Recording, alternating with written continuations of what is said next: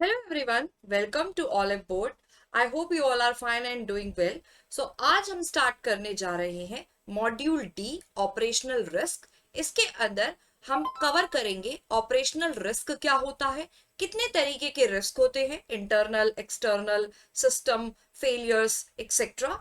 आरसीएसए के बारे में जानेंगे, केआरआई के बारे में जानेंगे, लॉस डेटा जैसे इंपॉर्टेंट टॉपिक्स कवर करेंगे। इस वीडियो में आपको Basel norms, exam oriented MCQs plus कुछ इंपॉर्टेंट कॉन्सेप्ट्स देखने के लिए मिलेंगे। साथ में मैकमिलन के क्वेश्चंस को भी प्रैक्टिस करेंगे।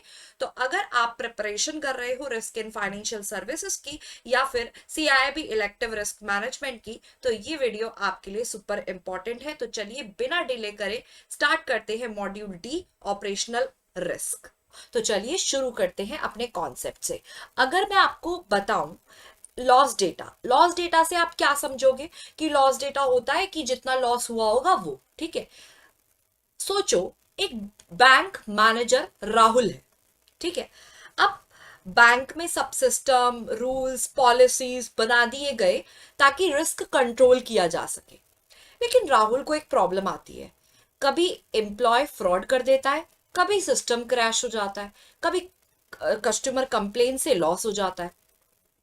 तो राहुल सोचते हैं कि अगर मुझे फ्यूचर रिस्क को कंट्रोल करना है तो मुझे पता होना चाहिए पास्ट में क्या गलतियां हुई थी, और इसीलिए बैंक लॉस डेटा को कलेक्ट करता है। जैसे डॉक्टर पेशेंट का मेडिकल हिस्ट्री देखकर ट्रीटमेंट करता है, वैसे ही बैंक पास्ट लॉस डेटा को देखकर फ्यूचर के रिस्क को मैनेज करता है, और इसी डेटा को बोला जाता है ऑपरेशनल लॉस डेटा। इसी को बोला जाता है ऑपरेशनल लॉस डेटा। मतलब एक ऐसा fundamental component operational risk management के फ्रेमवर्क का जो ऑपरेशनल रिस्क को मैनेज करने के लिए इंपॉर्टेंट है। वहां पर सीखा जाता है, समझा जाता है कि क्या करंट ऑपरेशनल रिस्क एक्सपोजर है, रिस्क किस तरीके से हुआ, पिछला जो भी हुआ, और क्या स्ट्रैटेजीज ली जा सकती है इस रिस्क को खत्म करने के लिए। तो इनमें से कौन सा प्राइमरी पर्पस है, ऑपरेशनल लॉस डेटा को कलेक्ट करने का क्या पर्पस है बैंक्स के अंदर।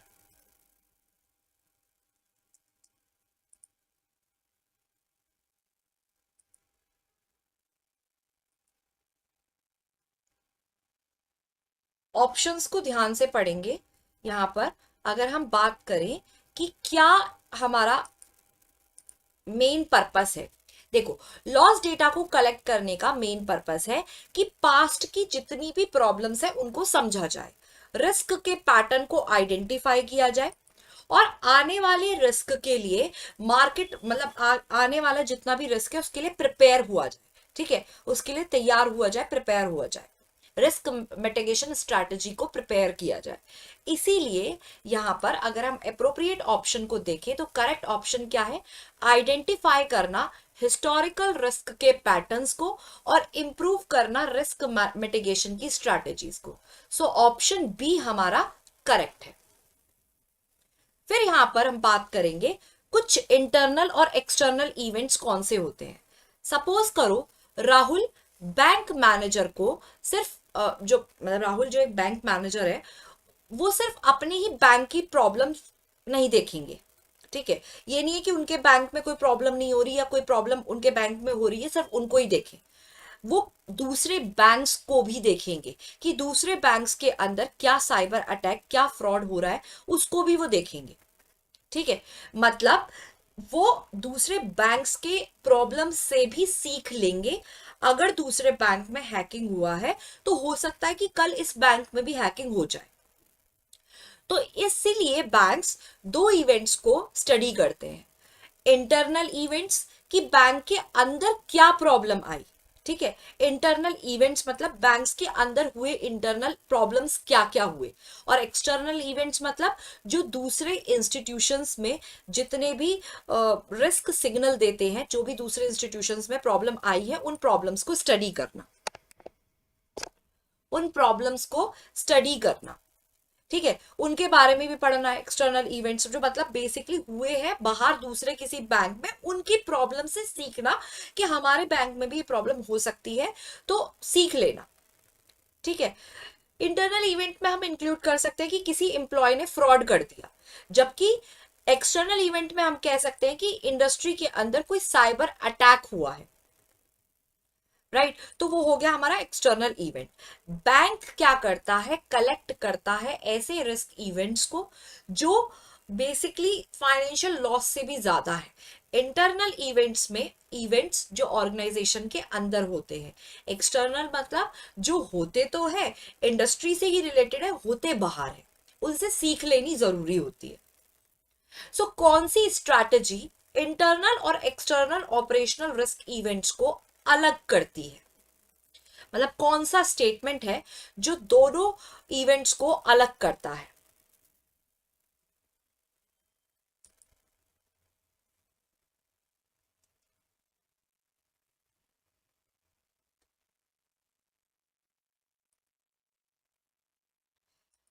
चारों स्टेटमेंट को पढ़ेंगे और बहुत आसान मॉड्यूल है ये हमारा, बहुत इजी मॉड्यूल है।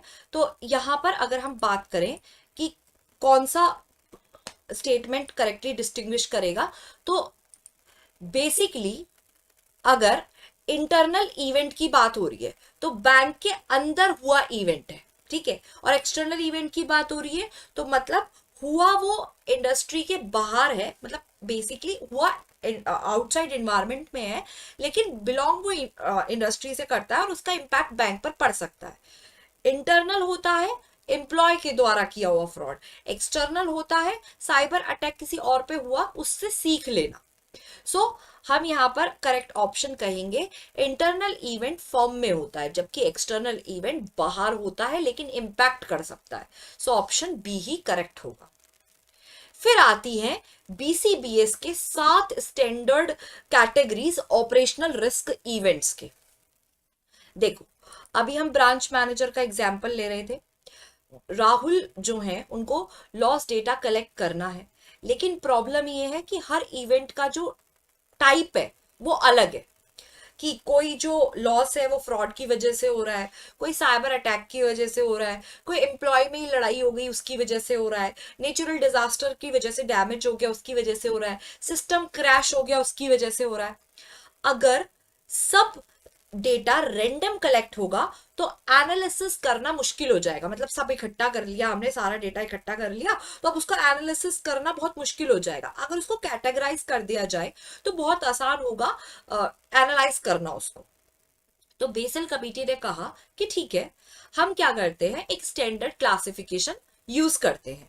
तो बेसल ने 7 रिस्क कैटेगरीज बनाई, 7 अलग अलग रिस्क की कैटेगरीज बनाई और इससे डेटा को कंपेयर करना बहुत आसान हो गया, इससे डेटा को कंपेयर करना बहुत आसान हो गया। तो बेसिकली वो 7 कैटेगरीज कौन सी है, internal fraud, external fraud, employee का वर्क प्लेस देखना, सेफ्टी देखना, क्लाइंट के प्रोडक्ट और बिजनेस की प्रैक्टिसेस कैसी हैं, फिजिकल डैमेज तो नहीं हो रहा, फिजिकल एसेट्स को कोई डैमेज हो रहा है तो वो अलग कैटेगरी हो गई, बिजनेस में कोई रोक आ रही है तो अलग कैटेगरी होगी, सिस्टम फेल हो गया, एग्जीक्यूशन डिलीवरी और प्रोसेस मैनेजमेंट में कोई इशू है तो वो अलग कैटेगरी में आ गया। तो इसने ये कहा कि एनालाइज करना, डेटा को पहचानना, लॉस इवेंट को पहचानना आसान हो गया। सो अब आप मुझे बताओ कि कौन सा ऑपरेशनल लॉस इवेंट आता है एग्जीक्यूशन डिलीवरी और प्रोसेस मैनेजमेंट के अंदर। So you can give the answer कि अकॉर्डिंग टू यू कौन सा ऑप्शन अप्रोप्रिएट है।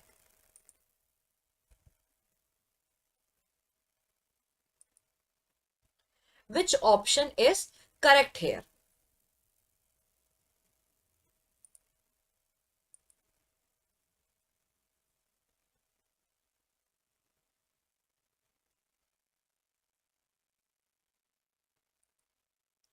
देखो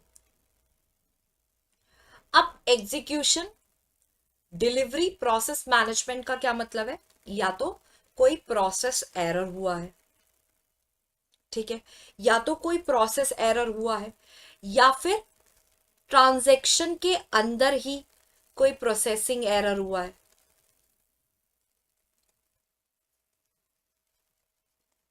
ठीक है। अब अगर आप ऑप्शंस को देखो, पहला ऑप्शन क्या कह रहा है, insider trading by a bank employee, मतलब बैंक में रह करके एम्प्लॉय ने कोई घपला कर दिया, कोई भी फ्रॉड कर दिया, कोई भी इंफॉर्मेशन को उसने बेच दिया, तो वो इनसाइडर ट्रेडिंग हो गया। मतलब एग्जाम्पल हम मानेंगे इंटरनल फ्रॉड का एग्जाम्पल हो गया, ठीक है। फिर आता है हमारा साइबर अटैक हुआ जिसके अंदर कस्टमर का डेटा चुरा लिया गया, मतलब ये एक्सटर्नल फ्रॉड हो गया। इनकरेक्ट डेटा की एंट्री की गई जिससे फेल्ड ट्रांजैक्शन सेटलमेंट हुआ, तो ये है हमारा प्रोसेस एरर।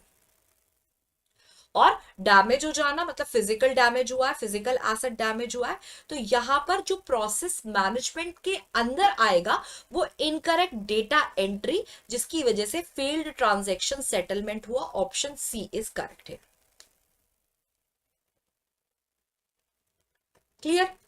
अब हम बात करेंगे कुछ ऐसे मिनिमम थ्रेशहोल्ड की जो आर रेगुलेटर्स ने बेसिकली प्रेस्क्राइब की है।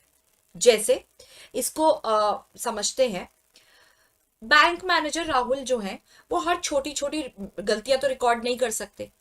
अब 50 रुपए का कोई प्रिंटिंग एरर हो गया, 200 रुपए का स्टेशनरी लॉस हो गया, अगर वो ये सब रिकॉर्ड करेंगे तो डेटाबेस यूजलेस हो जाएगा। मतलब डेटा से अगर कोई डेटा पड़ेगा तो ये लॉस तो नहीं देखेगा। इसीलिए रेगुलेटर कहता है कि सिर्फ सिग्निफिकेंट लॉसेस को रिकॉर्ड करो। इसीलिए रेगुलेटरी ने रूल बनाया कि लॉस इवेंट तभी रिकॉर्ड होगा जब वो 1 लाख रुपए से ज्यादा होगा। 1 लाख रुपए से कम वाला लॉस रिकॉर्ड नहीं होगा, ताकि डेटा मीनिंगफुल रहे और डेटा मैनेजेबल रहे, ठीक है। 1 लाख से नीचे वाला लॉस रिकॉर्ड नहीं किया जाएगा। क्यों?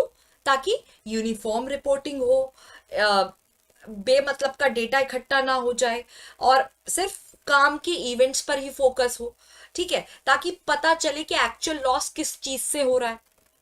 और ये जो चीज है सारे के सारे बिजनेस लाइंस में कवर होगा, सारे ज्योग्राफिकल लोकेशंस में कवर होगा, और ये आउटसोर्स होगा बेसिकली जो लॉसेस बैंक ने सच में झेले हैं। सो इनमें से कौन सी स्टेटमेंट करेक्ट है? अगर आपके सामने क्वेश्चन आता है तो आपको यहां पर कहना है कि वही ऑपरेशनल लॉस इवेंट्स को रिकॉर्ड किया जाएगा जहां पर 1 लाख रुपए उसकी वैल्यू होगी। 1 लाख रुपए मतलब कौन सा ऑप्शन हमारा यहां पर करेक्ट है? ऑप्शन सी हमारा करेक्ट है कि 1 लाख से ऊपर का ऑपरेशनल लॉस डेटा सेट में इंक्लूड होगा। So which option is correct here? Here we have the correct option, that is option C. Option C is correct. Got it? अब बात करते हैं ग्रॉस लॉस, नेट लॉस। देखो ये है तो बहुत छोटी छोटी टर्म्स, लेकिन जब ये क्वेश्चन में हमारे सामने आती है तो कंफ्यूजन क्रिएट होता है। तो मेक श्योर कि आपको ये टर्म्स क्लियरली पता हो। तो चलिए बात करते हैं ग्रॉस लॉस की, बात करते हैं सबसे पहले। राहुल जो कि एक बैंक मैनेजर है, उनके बैंक में फ्रॉड हो गया और नुकसान हुआ 10 लाख रुपए का। अब बाद में पुलिस ने जो क्रिमिनल है उससे 4 लाख रुपए निकलवा लिए, रिकवर कर लिए। अब मैनेजर सोचता है राहुल कि टोटल डैमेज तो 10 लाख का था और एक्चुअल लॉस कितना हुआ? 6 लाख का हुआ, क्योंकि 4 लाख तो मिल गए। यहीं पर आती हैं ये 3 टर्म्स। ग्रॉस लॉस मतलब टोटल लॉस कितना हुआ, नेट लॉस मतलब कितना रिकवर होने के बाद लॉस बच गया, और रिकवरी मतलब जो पैसा वापस मिल जाए। तो यही वो 3 टर्म है। ग्रॉस लॉस मतलब कि कोई रिकवरी नहीं हुई, 10 लाख का लॉस हुआ था, ग्रॉस लॉस हो गया। नेट लॉस मतलब रिकवरीज को माइनस कर दिया, 4 लाख रुपए वापस मिल गए, 6 लाख रुपए नेट लॉस हो गया। रिकवरी कितना? रिकवरी मतलब बेसिकली अगर कोई इंश्योरेंस कराया हुआ है, कोई क्लेम मिल गया, कोई सेटलमेंट हो गया, एसेट से रिकवरी हो गई, कोर्ट ने कंपनसेशन देने के लिए बोल दिया, तो वो रिकवरी होती है। रिकवरीज तभी काउंट होती है जब रियल में उसका पैसा आ जाता है। ये नहीं कि आएगा, जब आ जाए तभी काउंट किया जाता है। रिकवरीज को। तो ये तीन term important, gross loss, net loss और रिकवरी। सो अगर एक बैंक को ऑपरेशनल लॉस होता है 20 लाख रुपए की वजह से, मतलब 20 लाख रुपए का लॉस होता है ऑपरेशनल लॉस, उसको बाद में 8 लाख रुपए इंश्योरेंस से मिल जाते हैं, तो यहां पर कितना नेट ऑपरेशनल लॉस आप रिकॉर्ड करोगे? क्या फॉर्मूला यहां पर यूज करोगे? क्या आंसर दोगे according to you? Which answer is correct hair?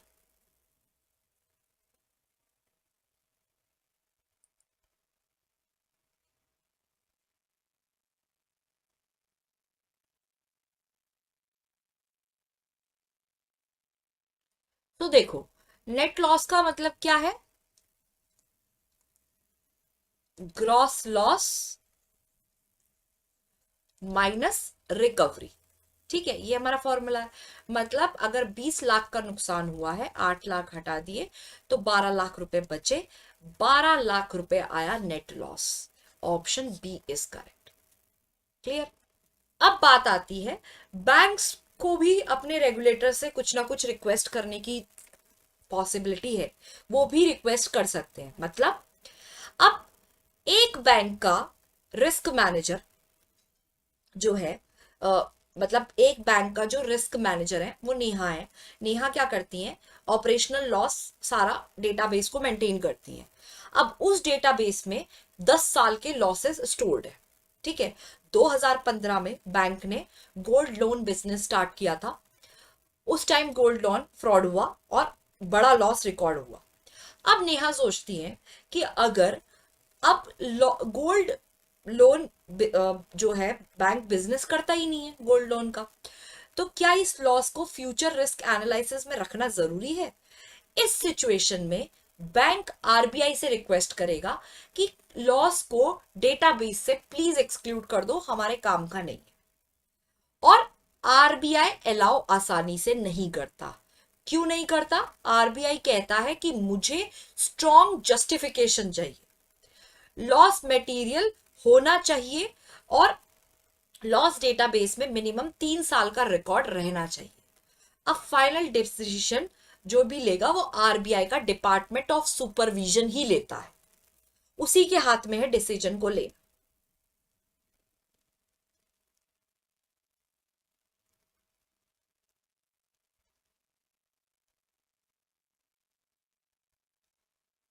Hello Sandeep sir, IIBF MSME certificate course is available on the app. You can check it there. You will get the things regarding this course on the app. Okay. So अब, हाँ, तो मैं आपको क्या बता रही थी कि आरबीआई से परमिशन लेना पड़ता है। ठीक है, अब बैंक ने रिक्वेस्ट कर दिया, आरबीआई सारी चीजों को चेक करेगा। ठीक है, फिर उसके बाद यहाँ पर अगर हम क्वेश्चन देखें कि एक बैंक कह रहा है कि उसको पुराना लॉस हटाना है अपने डेटाबेस से, क्योंकि अब वो बिजनेस लाइन तो हमने डिसकंटिन्यू कर दी है, जैसे वो गोल्ड लोन, तो क्या कंडीशन उसको सेटिस्फाई करनी पड़ेगी कि उसका एक्सक्लूजन जो है वो अप्रूव हो जाए? क्या उसको बेसिकली करना पड़ेगा? देखो, मैंने आपको अभी बताया कि जो लॉस का एक्सक्लूजन होता है ना, वो बहुत रेयर केस में होता है। अब कंडीशन मैंने आपको बताई कि लॉस मटेरियल होना चाहिए, मिनिमम रिटेंशन पीरियड 3 साल का होना चाहिए और आरबीआई की अप्रूवल चाहिए ही चाहिए। सो यहां पर अगर आप ऑप्शंस को एनालाइज करो तो ऑप्शन बी सबसे करेक्ट है कि लॉस एक मटेरियलिटी थ्रेशोल्ड को एक्सीड करता है और वो डेटाबेस में रहता है मिनिमम रिटेंशन पीरियड के लिए। So option B is correct है। नियर मिस क्या होता है? नियर मिस बहुत ही आसान शब्दों में इसको समझेंगे। देखो, एक दिन बैंक में एक एम्प्लॉय फेक लोन अप्रूवल करने की कोशिश करता है। ठीक है, लेकिन सिस्टम ने अलर्ट जनरेट कर दिया और फ्रॉड टाइम पर पकड़ लिया जाता है। कितना लॉस हुआ? 0 रुपीज। अब मैनेजर ये सोचता है लॉस तो नहीं हुआ, लेकिन सिस्टम फेलियर होता तो करोड़ों का फ्रॉड हो सकता था। इसे ही बोलते हैं नियर मिस, कि होते होते बच गया। अब ट्रेडिंग सिस्टम सपोज एक दिन के लिए क्रैश हो गया, उस दिन बैंक ने कोई ट्रेड कर ही नहीं पाया। अब डायरेक्ट लॉस तो नहीं हुआ, ठीक है, डायरेक्ट लॉस तो नहीं हुआ, लेकिन प्रॉफिट का अपॉर्चुनिटी यहां पर मिस हो गया। इसी को बोलते हैं अपॉर्चुनिटी कॉस्ट। इसीलिए बैंक सिर्फ लॉसेस ही नहीं बल्कि near miss, gains, opportunity cost, इन सबको ट्रैक करता है। ठीक है, तो इनमें से कौन सा नियर मिस इवेंट आपके हिसाब से होगा ऑपरेशनल रिस्क मैनेजमेंट के अंदर?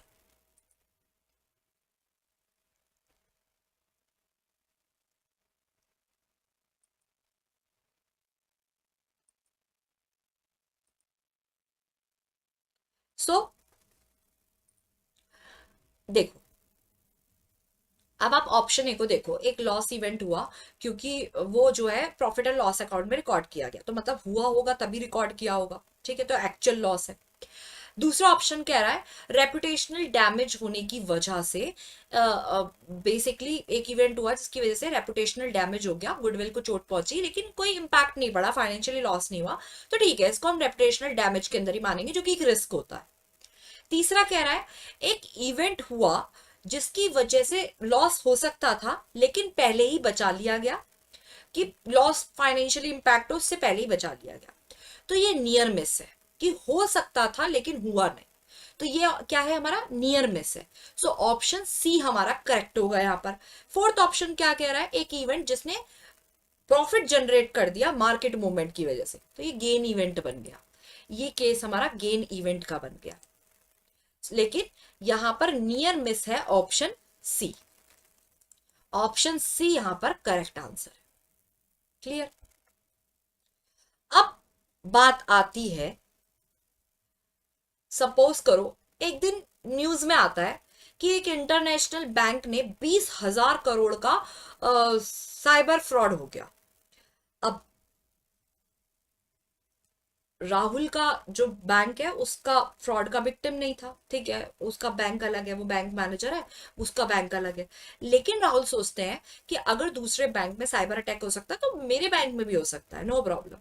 इसीलिए राहुल अपनी टीम को कहते हैं कि इंडस्ट्री के एक्सटर्नल लॉस इवेंट्स को भी ट्रैक करो, सीखो बाहर क्या चल रहा है, वहां से हमें भी एडवाइस लेनी है, हमें भी बेसिकली चीजें करनी है ताकि हमारे बैंक के साथ ऐसा ना हो, फ्यूचर में कोई भी थ्रेट्स का उसका आइडिया मिलता है।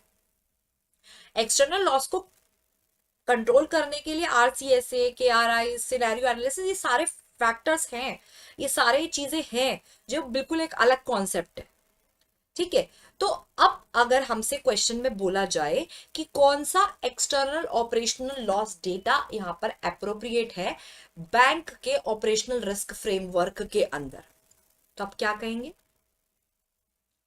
यहां पर हम बोलेंगे एक्सटर्नल डेटा का, लॉस डेटा का यूज कब होता है? सिनेरियो को एनालाइज करने में, आरसीएसए के लिए, रिस्क अवेयरनेस के लिए और केआरआईज के लिए।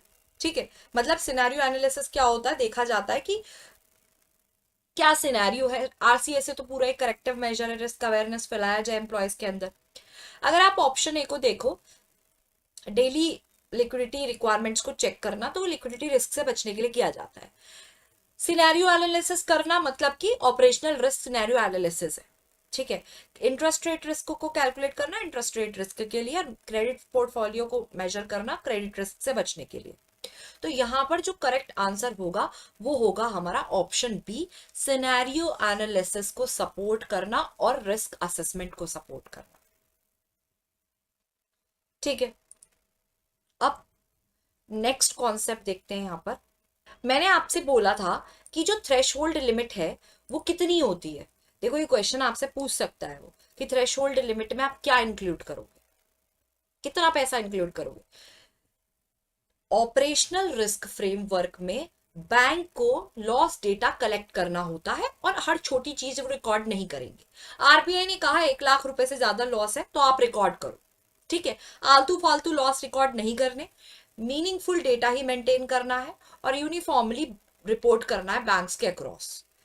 20,000 का लॉस होगा रिकॉर्ड नहीं होगा, 1.5 लाख का नुकसान हुआ रिकॉर्ड होगा। सो इसीलिए 1 लाख रुपए यहां पर करेक्ट आंसर है। Hacking damage is a level 3 activity for which of the level 1 categories of the events mentioned below? देखो, बेसल ऑपरेशनल रिस्क क्लासिफिकेशन में एक्सटर्नल फ्रॉड जो है वो एक कैटेगरी है। मतलब hacking, cyber attack, identity theft, data theft, ये सब एक अलग चीज है। अब फ्रॉड थर्ड पार्टी है या एक्सटर्नल अटैकर करता है, वो एक अलग रीजन है। साइबर क्रिमिनल बैंक के सर्वर को हैक कर लेता है, ये एक्सटर्नल फ्रॉड है। ठीक है, बाकी अगर आप देखो ऑप्शन, इंटरनल फ्रॉड तो अंदर हुआ है, एक्सटर्नल फ्रॉड मतलब बाहर हुआ है, फिजिकल एसेट्स मतलब डैमेज हुआ, अर्थक्वेक आ गया, बिजनेस डिसरप्शन और सिस्टम फेलियर ऑपरेशनल रिस्क है। तो यहां पर जो हैकिंग है वो एक्सटर्नल फ्रॉड में ही इंक्लूड होगी, ऑप्शन बी यहां पर करेक्ट होगा। इनमें से कौन सी category execution, delivery and process management से बिलोंग नहीं करती? देखो, मैंने आपको क्या बताया था, execution, delivery, process management category में miscommunication, data entry error, delivery की फेलियर, कोलेट्रल मैनेजमेंट फेलियर, ये सब इंक्लूड होता है, डॉक्यूमेंटेशन में एरर। ठीक है, यही सब प्रोसेस एरर है। नियर डिजास्टर लॉसेस जो है वो फिजिकल एसेट्स को डैमेज कैटेगरी में आ सकते हैं, कि जैसे अर्थक्वेक, फ्लड, टेररिज्म। यहां पर near disaster losses process error हो ही नहीं सकता। सो ऑप्शन डी ही यहां पर करेक्ट होगा। इनमें से कौन सा ग्रॉस लॉस डेटा में आप इंक्लूड नहीं करोगे? ग्रॉस लॉस डेटा में देखो, ग्रॉस लॉस मैंने आपको बताया था रिकवरी से पहले, रिकवरी होने से पहले होने वाला लॉस। ठीक है, अब इसमें आप डायरेक्ट चार्जेस इंक्लूड करोगे, प्रोविजंस एंड रिजर्व्स को इंक्लूड करोगे, लेकिन इंश्योरेंस प्रीमियम को आप इंक्लूड नहीं करोगे, नेगेटिव इकोनॉमिक इवेंट्स को भी इंक्लूड करोगे। इंश्योरेंस प्रीमियम नॉर्मल बिजनेस का एक्सपेंस है, लॉस इवेंट का कोई डायरेक्ट रिजल्ट नहीं है। इसीलिए ऑप्शन हमारा कौन सा करेक्ट होगा यहां पर? ऑप्शन सी करेक्ट होगा, इंश्योरेंस प्रीमियम। देन बैंक का ग्रॉस लॉस डेटा क्या इंक्लूड नहीं करता? अब अगर बैंक की बात हो रही है तो बैंक के ग्रॉस लॉस डेटा में लॉस रिलेटेड एक्सपेंसेस इंक्लूड होते हैं, जैसे राइट ऑफ हो गया, डायरेक्ट लॉस हो गया, कोई प्रोविजंस हो गए, रिकवरीज भी रिकॉर्ड की जाती है, वो भी सेपरेटली। लेकिन जनरल मेंटेनेंस कॉस्ट को रिकॉर्ड नहीं करते। बिल्डिंग की मेंटेनेंस, इक्विपमेंट की सर्विस, ये रूटीन सर्विस है, ऑपरेशनल एक्सपेंस है, तो इसको इंक्लूड नहीं किया जाता। सो ऑप्शन हमारा करेक्ट होगा सी यहां पर। तो सबसे पहले हमारे सामने आया आरसीएसए। आरसीएसए क्या होता है? देखो, अगर मैं आपको बताऊं कि एक बैंक ब्रांच है जहां डेली बहुत काम होता है, लोन्स अप्रूव होते हैं, ट्रांजैक्शंस होती हैं, कस्टमर की कंप्लेंट्स आती हैं, और एक दिन बैंक मैनेजमेंट ये कहता है, ये सोचता है, डिसाइड करता है कि हम चेक करेंगे कि हमारा काम में कौन कौन से रिस्क हो सकते हैं और उन रिस्क को कैसे कंट्रोल करें। अब इसलिए बैंक एक एक्सरसाइज करता है, एक पूरा रूटीन, मतलब एक पूरा तरीके से चीजों को करता है, जिसका नाम है risk and control self assessment. मतलब ब्रांच के एम्प्लॉयज और मैनेजर्स मीटिंग करते हैं और सोचते हैं कि अगर सिस्टम फेल हो गया तो क्या होगा, अगर एम्प्लॉय मिस्टेक करेगा तो क्या होगा, अगर फ्रॉड हो जाएगा तो क्या रिस्क होगा। फिर वो देखते हैं रिस्क कौन सा कितना बड़ा है, हाई है, मीडियम है, लो है, क्या कंट्रोल ऑलरेडी लग रखा है, या कंट्रोल लगाने के बाद भी कोई रिस्क बच गया तो उस रिस्क को हम क्या कहेंगे। और अगर रेजिडुअल रिस्क ज्यादा है तो एक्स्ट्रा कंट्रोल्स लगाई जाएंगे। इसी तरह आरसीएसए एक कंटिन्यूअस प्रोसेस है जहां बैंक खुद अपने रिस्क को आइडेंटिफाई करता है और फिर उसके बाद उसके सारे कंट्रोल्स को इंप्रूव करता है। ठीक है, और आरसीएसए एक डायनामिक है, मतलब according to the market factors इसको हमें चेक करना होता है। इटरेटिव है, इटरेटिव मतलब जितने भी कंट्रोल्स हैं उनको रिव्यू करना, इंप्रूव करना जरूरी है, कंटिन्यूअस ट्रैकिंग जरूरी है, यूनिट लेवल पर और ऑर्गेनाइजेशन लेवल पर इसको कंसोलिडेट करना, मतलब इसको परफॉर्म करना भी जरूरी है। ऐसा नहीं कि सिर्फ टॉप लेवल पर ही इसको परफॉर्म किया जाए, हर डिपार्टमेंट में परफॉर्म करना जरूरी है। ठीक है, सबसे पहली स्टेज है पार्टिसिपेंट्स को आइडेंटिफाई करो।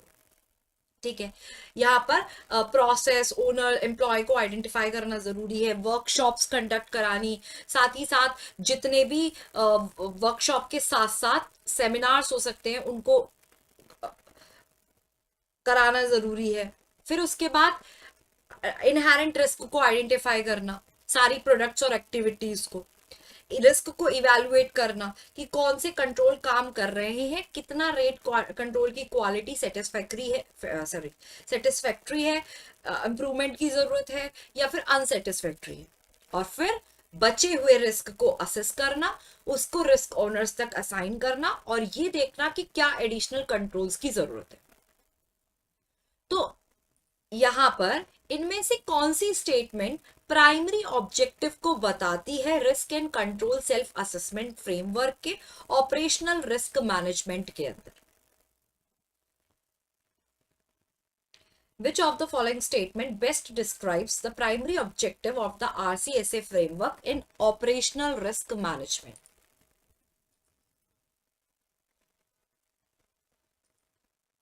क्या पर्पस बताया मैंने आपको? आरसीएसए का मेन पर्पस है बिजनेस यूनिट खुद अपने रिस्क आइडेंटिफाई करे, चेक करे कि एग्जिस्टिंग कंट्रोल्स कितने इफेक्टिव हैं, फिर कैलकुलेट करें कि कंट्रोल्स के बाद कितना रिस्क बच गया। इसी को बोलते हैं यहां पर आरसीएसए का मेन पर्पस। अब ऑप्शन ए में तो कैलकुलेट कर रहे हैं कैपिटल, जो कि गलत है। ऑप्शन बी हमारा कह रहा है कि इनहेरेंट रिस्क को आइडेंटिफाई करो, मतलब ठीक है, ठीक है। ऑप्शन सी इंश्योरेंस ट्रांसफर से रिलेटेड है, गलत है। और डी में ऑपरेशनल रिस्क को एलिमिनेट करने की बात हो रही है, जो कि कभी एलिमिनेट हो ही नहीं सकता, कंप्लीट एलिमिनेट कभी नहीं हो सकता। सो ऑप्शन बी यहां पर करेक्ट है, to enable business units to identify inherent risk and evaluate the effectiveness of existing controls in order to determine the residual risk। ठीक है, अब इनहेरेंट रिस्क क्या मतलब है? इनहेरेंट रिस्क का, मान लो बैंक एक ऑनलाइन बैंकिंग सिस्टम लॉन्च करता है, अगर उस सिस्टम पर क्या हो सकता है? साइबर अटैक हो सकता है, ट्रांजैक्शन एरर हो सकता है, सिस्टम क्रैश हो सकता है। तो ये सब रिस्क ऑलरेडी एग्जिस्ट करते हैं, इवन बिफोर बैंक कोई कंट्रोल लगाए तो भी ये रिस्क एग्जिस्ट करते हैं। अब बैंक क्या करेगा? फायरवॉल लगाएगा, सिक्योरिटी सॉफ्टवेयर को इंस्टॉल करेगा, स्टाफ को ट्रेनिंग दे सकता है। लेकिन अगर हम इमेजिन करें कि ये सारे कंट्रोल्स नहीं होते, तो जो रिस्क होता है उसको बोलते हैं इनहेरेंट रिस्क, यानी नेचुरल रिस्क जो किसी एक्टिविटी में ऑलरेडी होता है बिफोर कंट्रोल, उसको हम बोलते हैं इनहेरेंट रिस्क। ठीक है, उसको हम बोलते हैं इनहेरेंट रिस्क। और इनहेरेंट रिस्क को कैसे एनालाइज किया जाता है? हिस्टोरिकल लॉस डेटा को देखकर, एक्सटर्नल लॉस इवेंट्स को देखकर, इवेंट्स की फ्रीक्वेंसी को देखकर, पोटेंशियल लॉस का इंपैक्ट देखकर, जो बताता है ऑपरेशनल रिस्क के बारे में, सही एक्सपोजर बताता है उसको कंट्रोल करने से पहले। तो आप ऑपरेशनल रिस्क मैनेजमेंट के कॉन्टेक्स्ट में इनहेरेंट रिस्क को कैसे डिफाइन करोगे?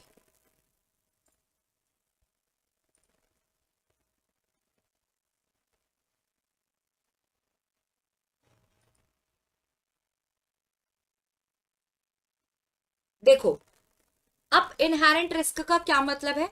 रिस्क जो एक्टिविटी में नेचुरली एग्जिस्ट करता है, नेचुरली एग्जिस्ट करता है किसी भी कंट्रोल से पहले, किसी भी कंट्रोल से पहले नेचुरली एग्जिस्ट करता है।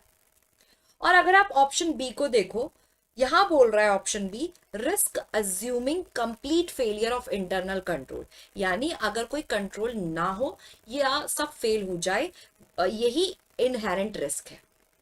सो ऑप्शन बी यहां पर करेक्ट होगा, that the level of risk that exist in an activity assuming complete failure of internal control, option B is correct.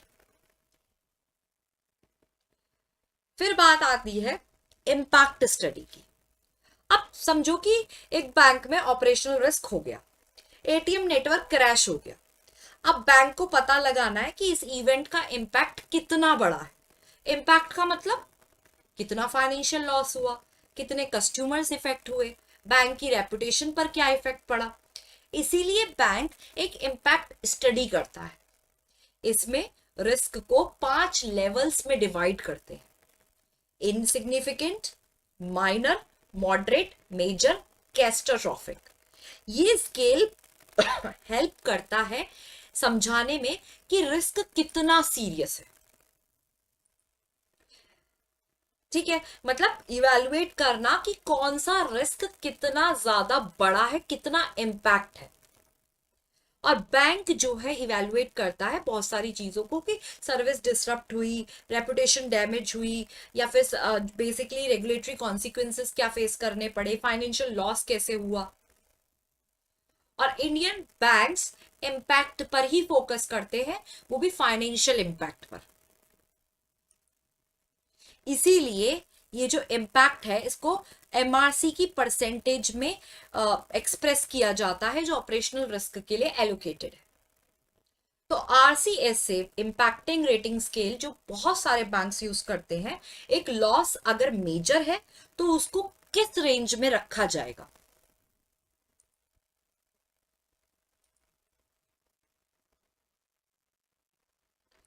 उस लॉस को किस रेंज में रखा जाएगा।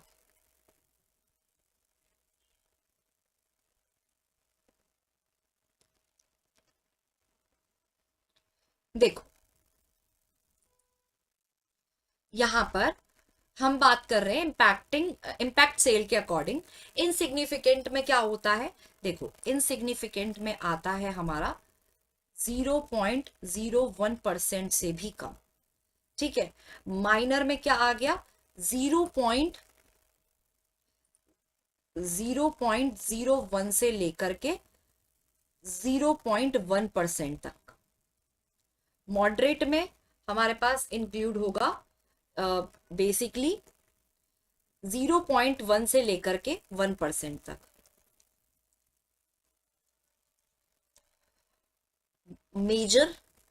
मेजर में आएगा 1% से 10% तक, और कैटास्ट्रोफिक में आएगा 10% से ज्यादा। सो अब आप यहां पर बात कर रहे हैं हम मेजर की। मेजर क्या है, 1 से 10% तक मिनिमम रेगुलेटरी कैपिटल का। सो ऑप्शन सी यहां पर करेक्ट होगा। ठीक है, ऑप्शन सी यहां पर करेक्ट हो जाएगा। अब बात करते हैं लाइक्लीहुड की। लाइक्लीहुड क्या होता है, होने की संभावना। एक बैंक में एटीएम ट्रांजैक्शन फेलियर का इशू होता है, मैनेजमेंट चेक करता है, पिछले साल एटीएम फेलियर 8 बार हुआ, उससे पिछली बार 6 बार हुआ।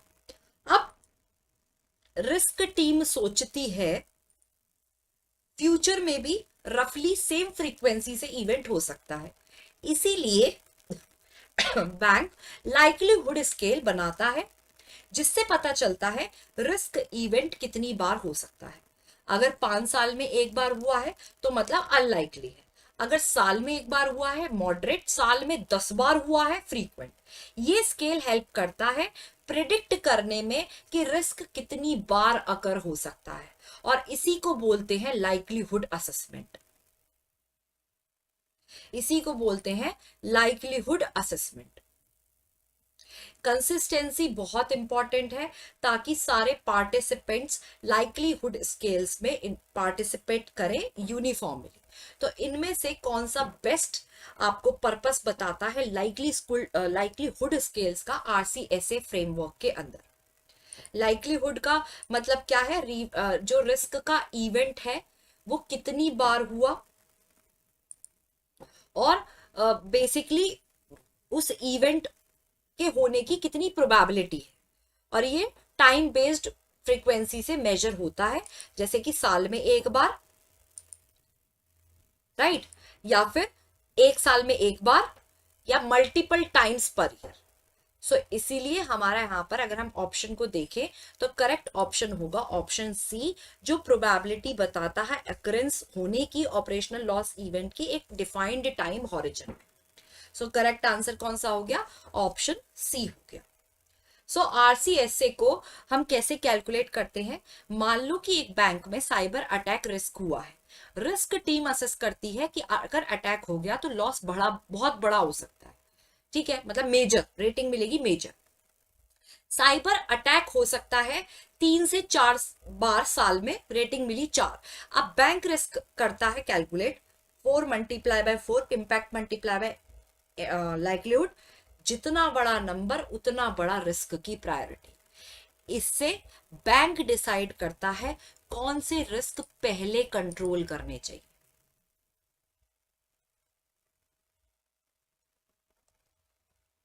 ठीक है, इससे डिसाइड करता है कि बैंक को कौन से रिस्क पहले करने चाहिए।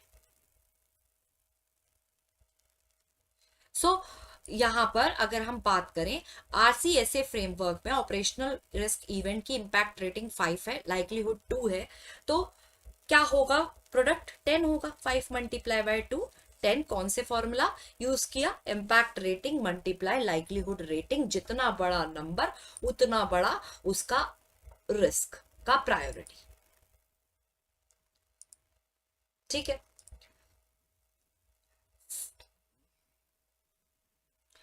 अब हम बात करेंगे यहां पर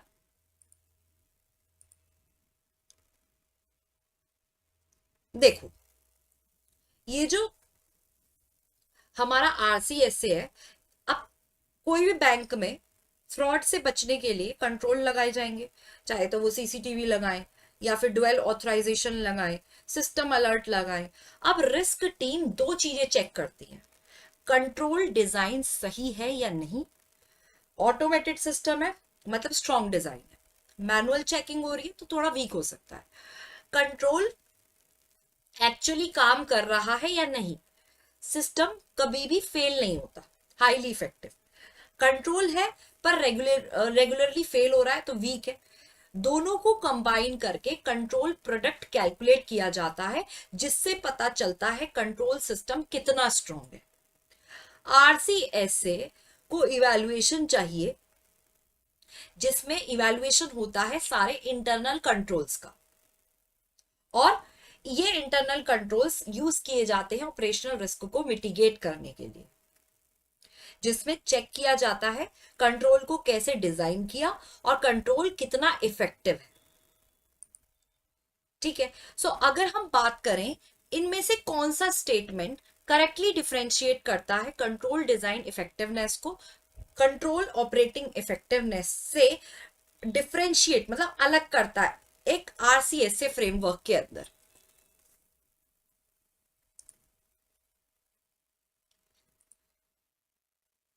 देखो बहुत आसान है। कंट्रोल डिजाइन इफेक्टिवनेस मतलब कंट्रोल का स्ट्रक्चर सही है या नहीं है, मतलब कैसा कंट्रोल है, प्रिवेंटिव कंट्रोल है, ऑटोमेटेड कंट्रोल है। वही कंट्रोल ऑपरेटिंग इफेक्टिवनेस के अंदर क्या चेक होता है कि कंट्रोल एक्चुअली काम कर रहा है या नहीं, फेल हो रहा है या कितनी बार फेलियर हो रहा है, इस चीज को चेक करना। सो इसीलिए हमारा जो करेक्ट आंसर यहाँ पे होगा कंट्रोल डिजाइन इफेक्टिवनेस असेस करता है कि कंट्रोल अप्रोप्रिएटली स्ट्रक्चर्ड है, whereas operating effectiveness evaluate करता है कि कंट्रोल फंक्शन इफेक्टिवली है प्रैक्टिस में या नहीं। सो ऑप्शन बी यहाँ पर करेक्ट होगा। फिर बात आती है बहुत ही इंपॉर्टेंट की रिस्क इंडिकेटर की। सोचो बैंक को पता लगाना है कि फ्यूचर में रिस्क बढ़ा या नहीं, मतलब फ्यूचर में रिस्क बढ़ेगा या नहीं बढ़ेगा, इसीलिए बैंक कुछ वार्निंग सिग्नल्स को ट्रैक करती है, जैसे फेल्ड ट्रांजैक्शन के नंबर, एटीएम का डाउन टाइम, या फिर कस्टमर की कंप्लेन, एम्प्लॉय के एरर, अगर ये इंडिकेटर सडनली बढ़ने लगते हैं तो बैंक को सिग्नल मिलता है कि ऑपरेशनल रिस्क इंक्रीज हो रहा है। ये अर्ली वार्निंग सिग्नल्स को ही ये मतलब बोलते हैं की रिस्क इंडिकेटर। ये प्रॉपर रिस्क मैनेजमेंट में हेल्प करते हैं कोई बड़ा लॉस हुए बिना या बड़ा लॉस होने से पहले। तो इनमें से कौन सा रिप्रेजेंट कर रहा है प्राइमरी ऑब्जेक्टिव की रिस्क इंडिकेटर का एक ऑपरेशनल रिस्क फ्रेमवर्क के अंदर। जैसा मैंने आपको बताया की risk indicator basically early warning signals होते हैं। ये इंडिकेटर्स बैंक को बताते हैं कि रिस्क इंक्रीज हो रहा है या नहीं, कंप्लेन कितनी इंक्रीज हो रही है, सिस्टम फेलियर इंक्रीज हो रहा है, फ्रॉड इंक्रीज हो रहा है तो कितना हो रहा है। सो यहां पर अगर हम बोलें तो which option is correct, option B is correct. ये अर्ली वार्निंग सिग्नल्स प्रोवाइड कराते हैं कि रिस्क का एक्सपोजर जो है वो इंक्रीज हो रहा है। क्लियर। फिर हम बात करेंगे यहां पर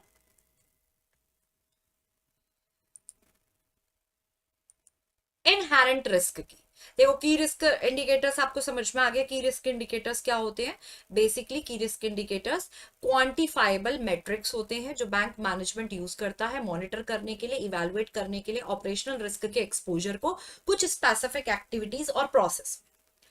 अब यहां पर लैगिंग इंडिकेटर भी होता है और लीडिंग इंडिकेटर भी होता है। देखो लैगिंग इंडिकेटर में क्या होता है, ये डेटा को मॉनिटर करता है और यहाँ पर बैंक फ्यूचर फ्रॉड को प्रिडिक्ट कर सकता है। जबकि लीडिंग के अंदर क्या होता है, ये प्रिडिक्टिव इंडिकेटर होते हैं। लैगिंग के अंदर क्या होता है, हिस्टोरिकल डेटा बेस्ड होता है, ठीक है, जो पास्ट रिस्क इवेंट्स हुए हैं उनको शो करता है और ट्रेंड्स को आइडेंटिफाई करने में मदद करता है। जबकि लीडिंग वाले क्या होते हैं, ये आइडेंटिफाई करते हैं रिस्क को होने से पहले। ये बहुत ज्यादा मतलब एक्टिव रिस्क मैनेजमेंट टूल माना जाता है। फिर हम बात करते हैं, यहाँ पर क्वेश्चन हमसे पूछ रहा है कि जो इनहेरेंट रिस्क है वो अगर एक्टिविटी में प्रेजेंट है, प्रोडक्ट में प्रेजेंट है, फंक्शन में प्रेजेंट है तो क्या मतलब होगा उसका।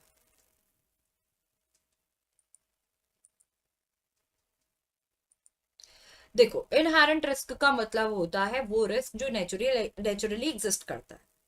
अगर ये रिस्क कोई कंट्रोल मेजर ना लगाए तो जो रिस्क होगा उसे ही इनहेरेंट बोलते हैं। So firewall monitoring system authentication control लगाता है तो रिस्क कम हो जाता है, पर इन कंट्रोल्स को इग्नोर करके जो ओरिजिनल रिस्क होता है वो इनहेरेंट होता है। इसीलिए यहां पर करेक्ट ऑप्शन हमारा बी होगा कि कंट्रोल मेजर्स लगाकर नहीं, जो ओरिजिनल रिस्क होता है। जितने भी हमारे कंट्रोल मेजर्स होते हैं वो हमारे बैंक्स के थ्रू ही रखे जाते हैं। कहाँ? देखो बैंक कंट्रोल मेजर्स इसलिए लगाता है ताकि रिस्क को लिमिट के अंदर रखा जा सके। हर बैंक अपना रिस्क एपेटाइट डिफाइन करता है, मतलब बैंक कितना रिस्क लेने के लिए रेडी है। अगर रिस्क रिस्क एपेटाइट से ज्यादा हो जाए तो फाइनेंशियल लॉस होगा, रेगुलेटरी पेनल्टी लगेगी, रेपुटेशन डैमेज हो सकती है। इसलिए बैंक कंट्रोल लगाता है, जैसे dual authentication, transaction monitoring, internal audit, fraud detection system. और इन सबका पर्पस यही है रिस्क को एक्सेप्टेबल लेवल पर रखना। इसीलिए रिस्क को कंट्रोल करना और उसको रिस्क एपेटाइट में रखना। लैग केआरआईज क्या होते हैं? जैसा कि मैंने आपको बताया दो तरीके के केआरआईज होते हैं। लैगिंग केआरआईज पास्ट इवेंट्स के डेटा पर बेस्ड होते हैं। कितने फ्रॉड हुए लास्ट ईयर, कितने ऑपरेशनल लॉसेस हुए, कितने प्रीवियस सिस्टम आउटेजेस हुए, ये बताते हैं क्या हो चुका। जबकि लीडिंग जो है ये फ्यूचर रिस्क को प्रिडिक्ट करते हैं, मतलब कितनी कस्टमर कंप्लेन बढ़ रही हैं, राइजिंग सिस्टम एरर्स कितने हैं, अनयूजुअल ट्रांजैक्शंस कितनी हैं। ये सिग्नल देते हैं कि फ्यूचर में क्या प्रॉब्लम हो सकती है। इसीलिए लैगिंग केआरआई हिस्टोरिकल इंडिकेटर्स होते हैं। सो ऑप्शन सी यहां पर करेक्ट होगा, हिस्टोरिकल इन नेचर। इनमें से कौन सा केआरआई का फॉर्म नहीं है जो बेसिकली नहीं लिया जाता बैंक अकाउंट्स में?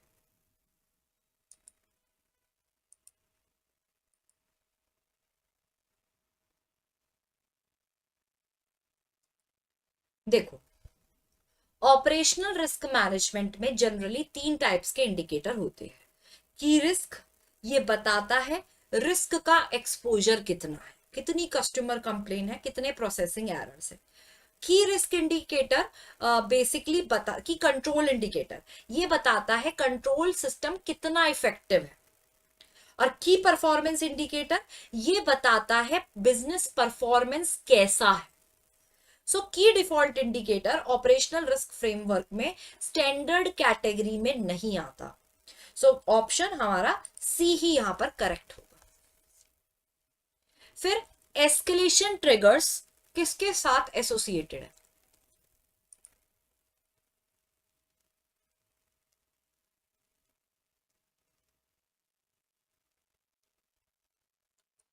देखो, एस्केलेशन ट्रिगर्स का यूज केआरआई मॉनिटरिंग सिस्टम में ही होता है। ठीक है, बैंक केआरआईज के लिए थ्रेशोल्ड लिमिट सेट करता है। अगर कस्टमर की कंप्लेन 50 कंप्लेन है तो ग्रीन है, नॉर्मल है। 100 कंप्लेन है तो वार्निंग साइन आ गया। 200 कंप्लेन है तो क्रिटिकल हो गया। अगर इंडिकेटर थ्रेशोल्ड को क्रॉस करे तो ऑटोमेटिकली अलर्ट जनरेट होता है, सीनियर मैनेजमेंट को रिपोर्ट चली जाती है और करेक्टिव एक्शन स्टार्ट हो जाता है। और इसी को बोलते हैं एस्केलेशन ट्रिगर, यानी केआरआई थ्रेशोल्ड ब्रीच होने पर एस्केलेशन होता है। सो यहां पर हमारा ऑप्शन ए करेक्ट होगा, केआरआई। केआरआई के साथ एस्केलेशन ट्रिगर करता है। अब बात करते हैं टेक्नोलॉजी रिस्क की। टेक्नोलॉजी रिस्क, सोचो एक बैंक है जो पूरा डिजिटल सिस्टम पर चल रहा है। कस्टमर्स मोबाइल बैंकिंग से ट्रांजैक्शन करते हैं, एम्प्लॉयज सर्वर पर डेटा एक्सेस करते हैं। एक दिन सर्वर क्रैश हो गया या हैकर ने सिस्टम अटैक कर दिया। रिजल्ट, कस्टमर ट्रांजैक्शन नहीं कर पा रहे, एटीएम बंद हो गए, बैंक का डेटा रिस्क में आ गया। इसी सिचुएशन को बोलते हैं टेक्नोलॉजी रिस्क। मतलब टेक्नोलॉजी फेल हो जाए और बिजनेस ऑपरेशन डिस्टर्ब हो जाए।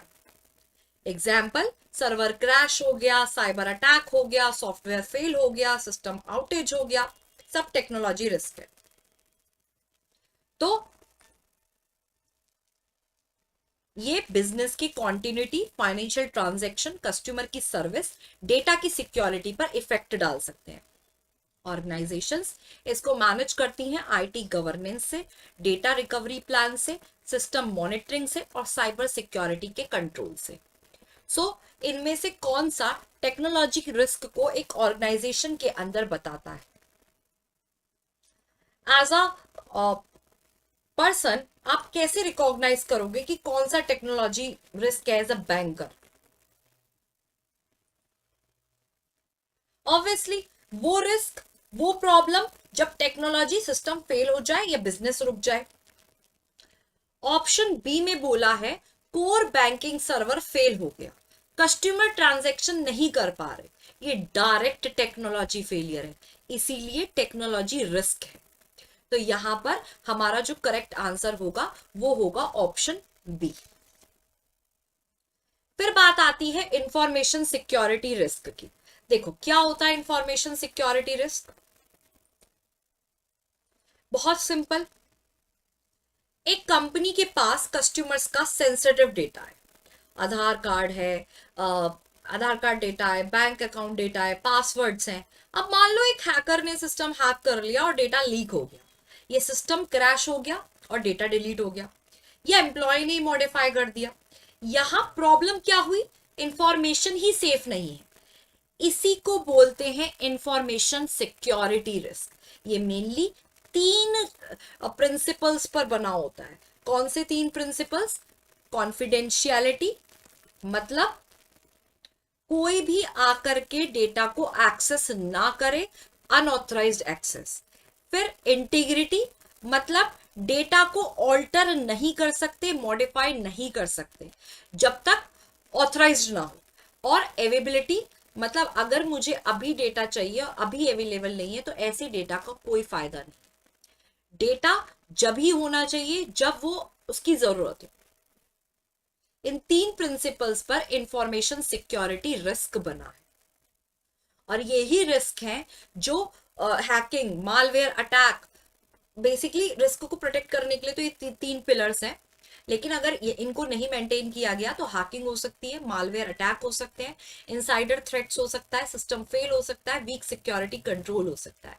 सो information security risk financial loss लेकर आता है, रेपुटेशनल डैमेज लेकर आता है, रेगुलेटरी पेनल्टीज लेकर के आता है, और ऑपरेशनल डिसरप्शंस लेकर के आता है। तो इनमें से कौन सी सिचुएशन इंटीग्रिटी के ब्रीच को यहां पर शो कर रही है? इंटीग्रिटी ब्रीच,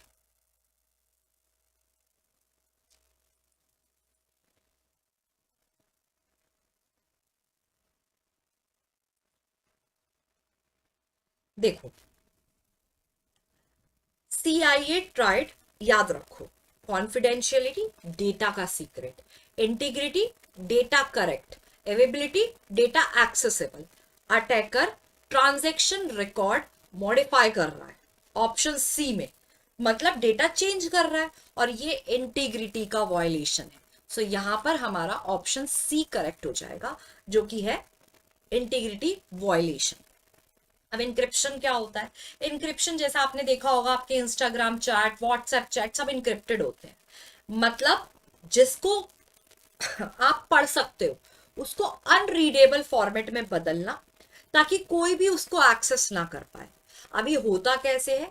दो कीज की हेल्प से होता है, एक तो होती है पब्लिक की, एक होती है प्राइवेट की।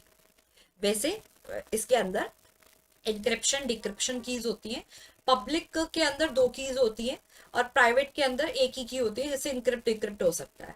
सो बेसिकली जो इंक्रिप्टेड डेटा है उसको वापस रीडेबल फॉर्म में कन्वर्ट करना हो तो डिक्रिप्शन की का यूज करते हैं। ये कॉन्फिडेंशियलिटी लाता है, डेटा को प्रोटेक्ट करता है, और सिर्फ वही पर्सन पढ़ सकता है जिसके पास डिक्रिप्शन की होगी। इसीलिए इसको डिफेंस की जगहों पर, online banking, e commerce, secure communications में सबसे ज्यादा यूज किया जाता है। मतलब सोचो कि हम किसी फ्रेंड को सीक्रेट मैसेज भेजना चाहते हैं, अगर नॉर्मल मैसेज भेजेंगे तो वो रीड कर सकता है, कोई भी रीड कर सकता है, इसलिए हम मैसेज को सीक्रेट कोड में कन्वर्ट कर देते हैं। तो अब कोई मैसेज इंटरसेप्ट करेगा तो समझ ही नहीं पाएगा, सिर्फ जिसके पास सीक्रेट की होगी वही मैसेज को डिकोड कर सकता है। कॉम्पिटिटिव एग्जाम में इसके लिए हम यूज करते हैं कोडिंग डिकोडिंग का प्रोसेस। तो यहाँ पर हमारा क्या आंसर हुआ? यहाँ पर मतलब जो प्रोसेस है इनक्रिप्शन का, रीडेबल फॉर्मेट को प्लेन टेक्स्ट में लेकर के आना। सो एक इनक्रिप्शन टेक्नोलॉजी टर्मिनोलॉजी के अंदर रीडेबल डेटा को अनरीडेबल फॉर्मेट में लेकर के आना ताकि अनऑथराइज्ड एक्सेस को प्रिवेंट किया जाए, उसको क्या बोलते हैं? उसको हम इनक्रिप्शन बोलते हैं। That is called encryption. Got it? अब बात आती है सिमेट्रिक इनक्रिप्शन की। जैसा कि मैंने आपसे अभी शेयर किया था, एक ऐसा क्रिप्टोग्राफिक मेथड है जहां पर क्या होता है, बेसिकली सेम की होती है। समझो आप और आपके फ्रेंड एक सीक्रेट लॉकर शेयर करते हैं, लॉकर को भी सेम की से ही आप लॉक करते हो और अनलॉक भी सेम की से करते हो। अगर कोई थर्ड पर्सन को की मिल जाए तो लॉकर ओपन कर लेगा। यही कॉन्सेप्ट है सिमेट्रिक इनक्रिप्शन का। एक ही सीक्रेट की होती है इनक्रिप्ट करने के लिए भी और डिक्रिप्ट करने के लिए भी, ताकि फास्ट प्रोसेसिंग हो, एफिशिएंट हो है बड़े डेटा के लिए, और यहाँ पर की शेयरिंग को सिक्योर करता है। कॉमन सिमेट्रिक इंक्रिप्शन एल्गोरिदम में हमारे ये बेसिकली आते हैं। इसका मेन चैलेंज क्या है? सिक्योर डिस्ट्रीब्यूशन सीक्रेट की का। तो इनमें से कौन सी लिमिटेशन है सिमेट्रिक इंक्रिप्शन की सिक्योर कम्युनिकेशन के under? According to you which formula which option is correct? Tell me the correct option fast. Which option is correct here? देखो सिमेट्रिक इंक्रिप्शन में एक ही की होती है। प्रॉब्लम क्या होती है? अगर सेंडर और रिसीवर को सेम की शेयर करनी है तो की का सिक्योर एक्सचेंज मुश्किल होता है, और अगर की लीक हो गई तो सिक्योरिटी खत्म। इसीलिए यहाँ पर प्रॉब्लम लिमिटेशन क्या है कि डिफिकल्टी है सिक्योरली शेयर करना की को। सो ऑप्शन बी यहाँ पर क्या होगा? करेक्ट होगा। अब बात करते हैं एसिमेट्रिक इंक्रिप्शन की। एसिमेट्रिक इंक्रिप्शन क्या होता है? देखो, अब सोचो हमारे पास दो कीज है, पब्लिक की सबको दे सकते हो, प्राइवेट की सिर्फ हमारे पास। अगर कोई मैसेज भेजना चाहता है तो वो पब्लिक की से इंक्रिप्ट होगा, और मैसेज सिर्फ हम ही रीड कर पाए तो उसके लिए प्राइवेट की का यूज होगा। तो इसी सिस्टम को बोलते हैं एसिमेट्रिक इंक्रिप्शन। मतलब एसिमेट्रिक सिस्टम इंक्रिप्शन को पब्लिक की क्रिप्टोग्राफी कहा जाता है, जहां पर पब्लिक की का यूज होता है इंक्रिप्शन के लिए, प्राइवेट की का यूज होता है डिक्रिप्शन के लिए। सिक्योरिटी एनहेंस होती है, और इसमें जरूरत भी नहीं है कि एक ही की बेसिकली दोनों को जरूरत पड़े। सिक्योर कम्युनिकेशन में इनका यूज हो सकता है। ठीक है, तो इनमें से कौन सा एसिमेट्रिक इंक्रिप्शन को करेक्टली डिफाइन करता है?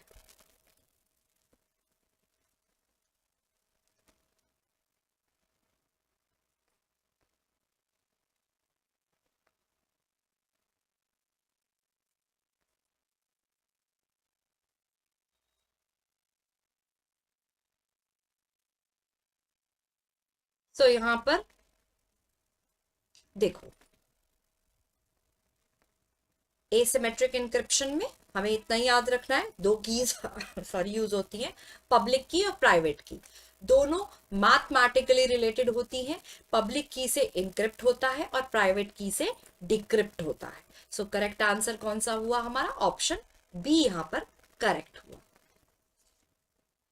अब हम बात करेंगे डेटा सिक्योरिटी की।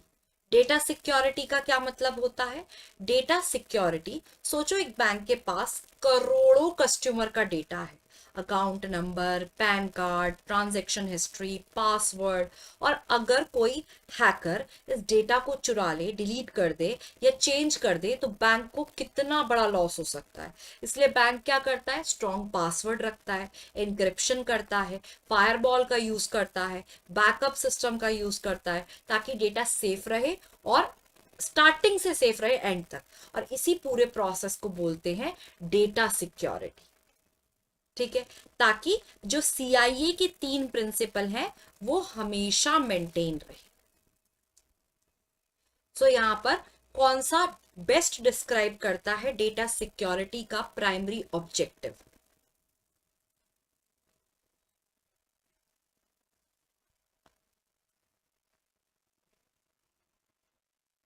देखो, डेटा सिक्योरिटी का मेन ऑब्जेक्टिव क्या है?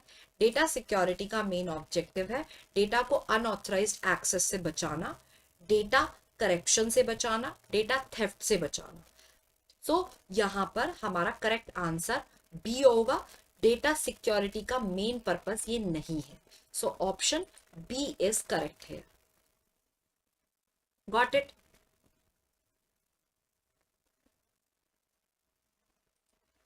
अब यहां पर हम बात करेंगे इंफॉर्मेशन सिक्योरिटी के कौन सा इनमें से बेसिक फीचर नहीं है information security. Which of the following is not a basic feature of information security? देखो, चारों ऑप्शंस को मैं आपको समझाती हूँ। वैसे तो इंफॉर्मेशन सिक्योरिटी के हमारे तीन ही प्रिंसिपल है। सीआईए, कॉन्फिडेंशियलिटी, मतलब कोई भी अनऑथराइज्ड एक्सेस ना हो। ठीक है। ई मतलब इंटीग्रिटी होनी चाहिए, कोई भी डेटा को ऑल्टर या मॉडिफाई ना कर दे अनऑथराइजली। एवेबिलिटी मतलब जब डेटा की जरूरत हो तब अवेलेबल हो। रेपुटेशन क्या होता है? मतलब बेसिकली रेपुटेशन का मतलब होता है कि बेसिकली कि ठीक है, जिस काम को किया है उसको वो, मतलब अगर हमने कोई कॉन्ट्रैक्ट किया है तो हम उसको मान जाए कि हाँ किया है। सो यहाँ पर हमारा ऑप्शन सी जो है वो इंफॉर्मेशन सिक्योरिटी का फीचर नहीं है।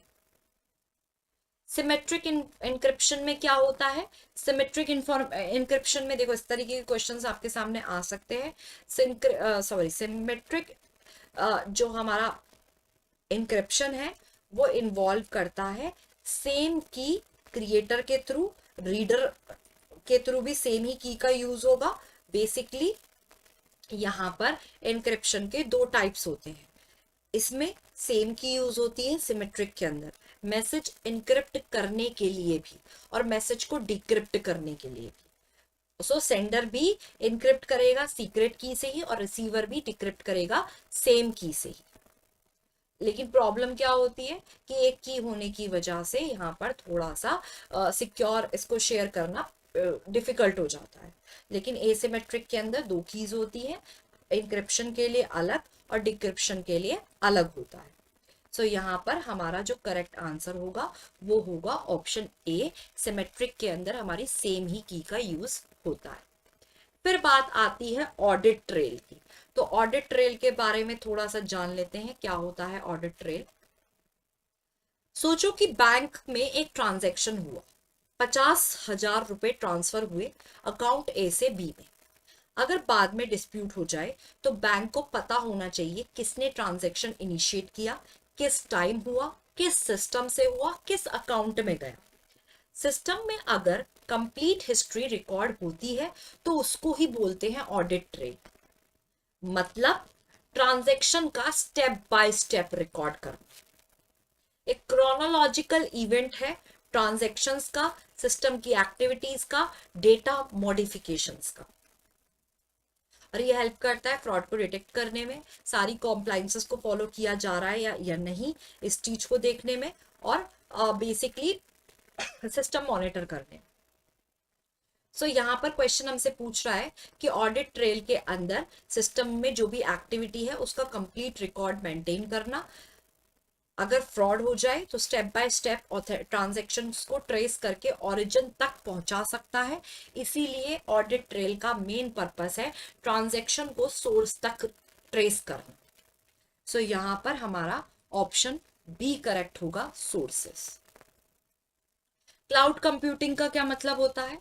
क्लाउड कंप्यूटिंग का मतलब होता है इंटरनेट के through on demand computing services को प्रोवाइड कराना। इसमें क्या सर्विसेज होती हैं? Server, storage, application, networking, database, जैसे अमेजन का AWS, माइक्रोसॉफ्ट का एज्योर, गूगल क्लाउड। जैसे कंपनी को सर्वर चाहिए, वो खुद हार्डवेयर नहीं खरीदती, क्लाउड प्रोवाइडर से रेंट पर यूज करती है। इसी को बेसिकली क्लाउड कंप्यूटिंग का मेन कॉन्सेप्ट कहा जाता है। सो यहाँ पर हमारा ऑप्शन बी करेक्ट होगा, ऑन डिमांड सर्विस है। And then penetration test. Penetration test क्या होता है? एक साइबर सिक्योरिटी का टेक्निक है ये। इसमें सिक्योरिटी एक्सपर्ट इंटेंशनली सिस्टम को हैक करके ये हैक करने की कोशिश करते हैं ताकि कमियां पता चल सके, लूप होल्स को आइडेंटिफाई कर सके, और हैकर्स अटैक करने से पहले वीकनेस फिक्स कर देते हैं। ये किससे रिलेटेड है? आईटी सिक्योरिटी रिस्क से रिलेटेड है। सबसे पहले हम बात करते हैं कॉर्पोरेट गवर्नेंस की। क्या होता है कॉर्पोरेट गवर्नेंस? क्या मतलब होता है कॉर्पोरेट गवर्नेंस का? तो देख, सबसे इंपॉर्टेंट टर्म, मतलब एक अच्छा टॉपिक है कॉर्पोरेट गवर्नेंस का जो आपको पता होना चाहिए क्या होता है। अब सोचो, एक बार एक बड़ा बैंक था जिसमें डिपॉजिटर्स, शेयर होल्डर्स, मैनेजमेंट सब इन्वॉल्व थे। डिपॉजिटर्स अपना पैसा बैंक में रखते हैं क्योंकि उनको ऑब्वियसली बैंक पर ट्रस्ट है। शेयर होल्डर्स ने कैपिटल इन्वेस्ट किया है और वो चाहते हैं कि बैंक का प्रॉफिट बनाए। बैंक का बोर्ड ऑफ डायरेक्टर मैनेजमेंट को गाइड करता है। लेकिन एक दिन मैनेजमेंट ने बिना प्रॉपर रिस्क चेक किए हाई रिस्क लोन्स दे दिए। बोर्ड ने प्रॉपर मॉनिटरिंग ही नहीं करी। इससे क्या होगा? लोन्स एनपीए बन जाएंगे, डिपॉजिटर पैनिक हो जाएंगे और बैंक पर ट्रस्ट कम हो जाएगा। अब रेगुलेटर को इंटरवेन करना पड़ा। तब सबको समझ में आया कि स्ट्रॉन्ग कॉर्पोरेट गवर्नेंस कितना जरूरी है। कॉर्पोरेट गवर्नेंस बेसिकली इंश्योर करता है कि बोर्ड प्रॉपर मॉनिटरिंग करे, मैनेजमेंट रिस्पॉन्सिबल रहे और डिपॉजिटर्स का पैसा भी सेफ रहे। इसीलिए बैंकिंग सिस्टम में गवर्नेंस रिस्क और कंप्लाइंस बहुत इंपॉर्टेंट होते हैं। ये एक ऐसा फ्रेमवर्क है रूल्स, प्रैक्टिस और प्रोसेस का, जहां से बैंक को डायरेक्ट और कंट्रोल किया जाता है। प्रॉपर रिलेशनशिप बना रहे management, board of director, shareholder, stakeholders में, प्रॉपर तरीके से रिसोर्सेज एलोकेट हो, डिपॉजिटर्स का इंटरेस्ट का प्रोटेक्शन हो और फाइनेंशियल स्टेबिलिटी भी मेंटेन रहे। गवर्नेंस का फेलियर बहुत बड़ी प्रॉब्लम लेकर के आता है और बैंक रिलाई करता है ये 3 पिलर्स पर: गवर्नेंस, रिस्क मैनेजमेंट, कंप्लायंस, जो इंश्योर करते हैं प्रॉपर पॉलिसीज, स्ट्रक्चर, प्रोसीजर्स और मॉनिटरिंग के मैकेनिज्म। ठीक है, तो अगर हम देखें कौन सा फंडामेंटल ऑब्जेक्टिव बता रहा है इनमें से, कॉर्पोरेट गवर्नेंस बैंकिंग सेक्टर में जरूरी है।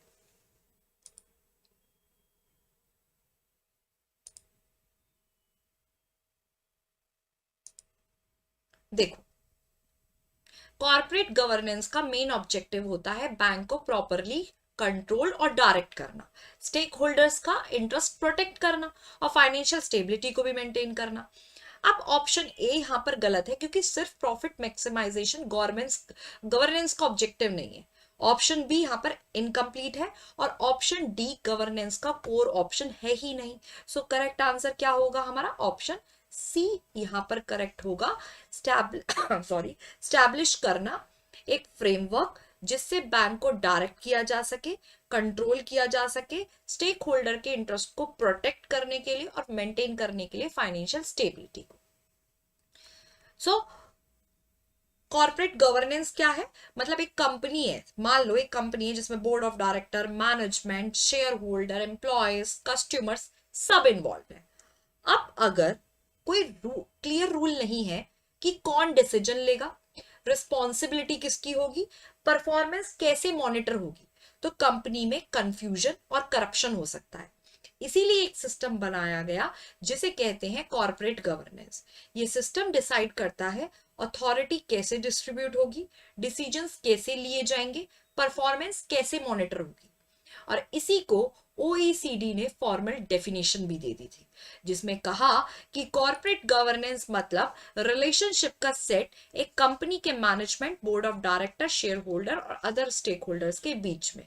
ये स्ट्रक्चर प्रोवाइड कराता है, कंपनी का ऑब्जेक्टिव सेट है, ऑब्जेक्टिव को अचीव करना इंपॉर्टेंट है, परफॉर्मेंस मॉनिटर की जाती है।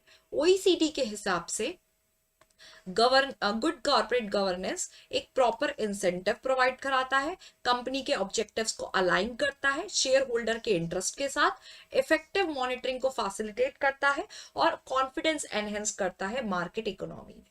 सो कॉर्पोरेट गवर्नेंस एक ट्रांसपेरेंट फेयर प्रोसेस है डिसीजन मेकिंग का और अकाउंटेबिलिटी का। सो ओईसीडी प्रिंसिपल्स के अकॉर्डिंग कॉर्पोरेट गवर्नेंस एम करता है किस चीज में?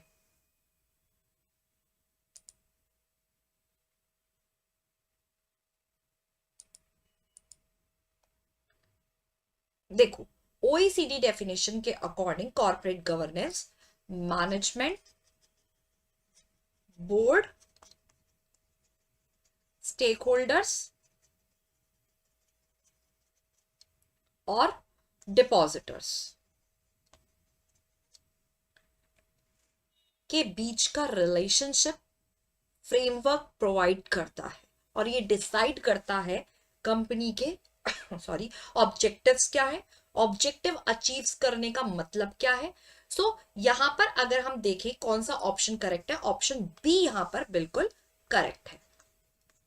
स्टैब्लिश करना relationship management, board, shareholder, stakeholders के बीच में स्ट्रक्चर प्रोवाइड कराते हुए, ऑब्जेक्टिव्स को सेट करते हुए और मॉनिटर करते हुए परफॉर्मेंस को। फिर बात आती है कॉर्पोरेट गवर्नेंस। अब कॉर्पोरेट गवर्नेंस हमें पता है कि कॉर्पोरेट गवर्नेंस जो है बहुत इंपॉर्टेंट है बैंकिंग सेक्टर के लिए, क्योंकि बैंक ही प्ले करते हैं रोल इकोनॉमी के अंदर। बैंक कॉर्पोरेशन से बिल्कुल अलग होते हैं, क्योंकि इनका जो प्राइमरी सोर्स ऑफ फंडिंग है वो क्या है, इनका कमाने का जो फंड का सोर्स है वो पब्लिक डिपॉजिट है। डिपॉजिटर्स का थोड़ा सा लिटिल कंट्रोल होता है ओवर द मैनेजमेंट, और बेसिकली अगर बैंक फेल हुआ तो वो सिस्टमिक रिस्क को क्रिएट करता है। ठीक है, सिस्टमिक रिस्क बहुत डेंजरस रिस्क है, ना तो आप उसको मैनेज कर सकते हैं, ना डाइवर्सिफाई, ना कंट्रोल। तो जितने भी सॉरी स्टेक होल्डर्स हैं बैंक में, उनके अंदर हमारे share holder, depositor, regulator, government, customers, ये आते हैं। और इफेक्टिव कॉर्पोरेट गवर्नेंस कहता है डिपॉजिटर्स के इंटरेस्ट को प्रोटेक्ट करो, पब्लिक कॉन्फिडेंस को मेंटेन करो, और फाइनेंशियल सिस्टम की स्टेबिलिटी को मेंटेन करो। तो इनमें से कौन सा सबसे बेहतर एक्सप्लेन करता है कॉर्पोरेट गवर्नेंस ग्रेटर इंपॉर्टेंस को होल्ड करता है बैंकिंग सेक्टर में, अगर हम और इंडस्ट्रीज से कंपेयर करें तो?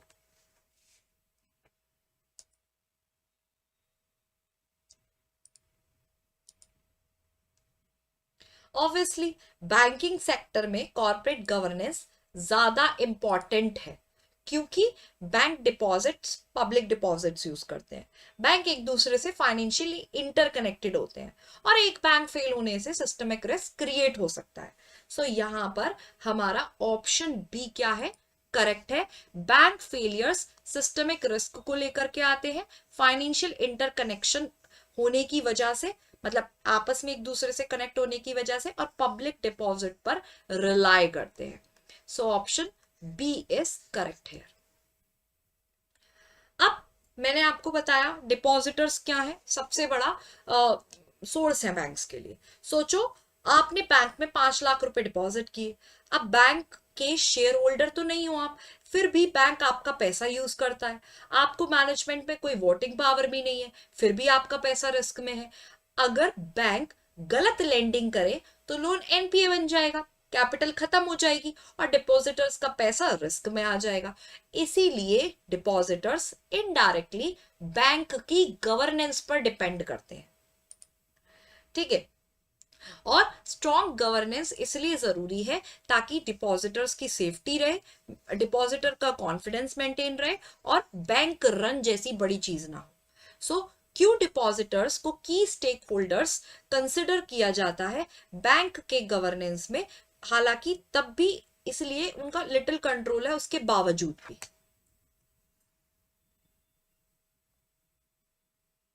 देखो, डिपॉजिटर्स बैंक के मेजर फंडिंग सोर्स हैं, उनके पास मैनेजमेंट पर कंट्रोल नहीं होता, फिर भी उनका पैसा बैंक के डिसीजन पर डिपेंड करता है, इसीलिए गवर्नेंस इंपॉर्टेंट है।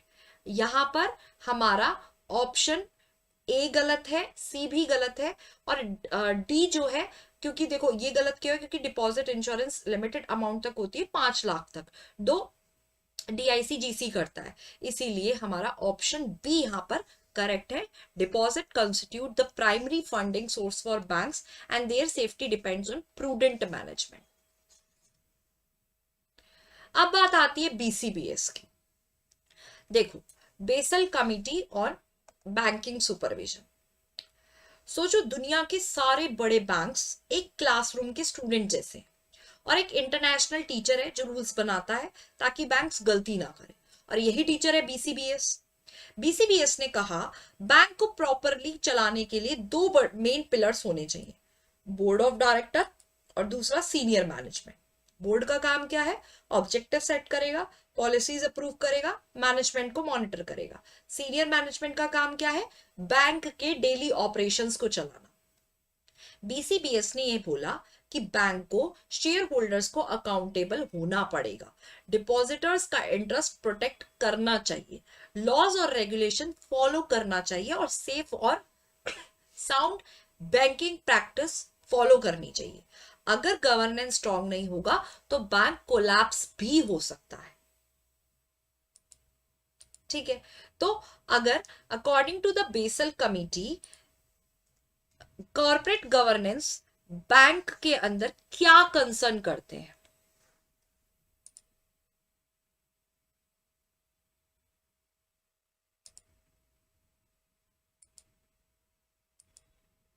देखो बीसीबीएस के अकॉर्डिंग कॉर्पोरेट गवर्नेंस का मेन फोकस होता है board of director, senior management.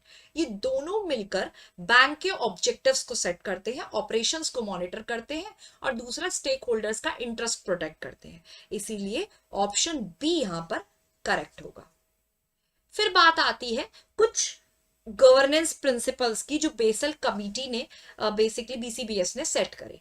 BCBS ने बैंक को बोला अगर तुम सेफ रहना चाहते हो तो कुछ गोल्डन रूल्स को फॉलो करना पड़ेगा। ये रूल्स बेसिकली बोर्ड और मैनेजमेंट के बिहेवियर को कंट्रोल करते हैं। बोर्ड मेंबर कंपिटेंट होने चाहिए, स्ट्रैटेजी बोर्ड अप्रूव्ड करेगा, रिस्पॉन्सिबिलिटीज क्लियर होनी चाहिए, इंटरनल ऑडिट स्ट्रांग होना चाहिए, कंपनसेशन रिस्क को एनकरेज नहीं करेगा, गवर्नेंस ट्रांसपेरेंट होना चाहिए, और सबसे important rule know your structure, मतलब बोर्ड को पता होना चाहिए बैंक कहां कहां ऑपरेट कर रहा है। अगर बोर्ड को खुद नहीं पता तो बैंक का स्ट्रक्चर क्या है तो गवर्नेंस फेल हो सकता है। सो इसीलिए क्वालिफाइड बोर्ड के मेंबर होने चाहिए, स्ट्रैटेजिक ओवरसाइट होना चाहिए, क्लियर अकाउंटेबिलिटी होनी चाहिए, सीनियर मैनेजमेंट का ओवरसाइट होना चाहिए, कंट्रोल होना चाहिए फंक्शंस का, कंपनसेशन अलाइन होना चाहिए, ट्रांसपेरेंसी होनी चाहिए और ऑपरेशनल स्ट्रक्चर समझ में आना चाहिए। सो इनमें से कौन सा प्रिंसिपल कहता है कि डायरेक्टर्स के पास कंपिटेंस होनी चाहिए और इतनी इंटीग्रिटी उनके पास होनी चाहिए कि वो बैंक्स के सारे वर्क को जज कर सके।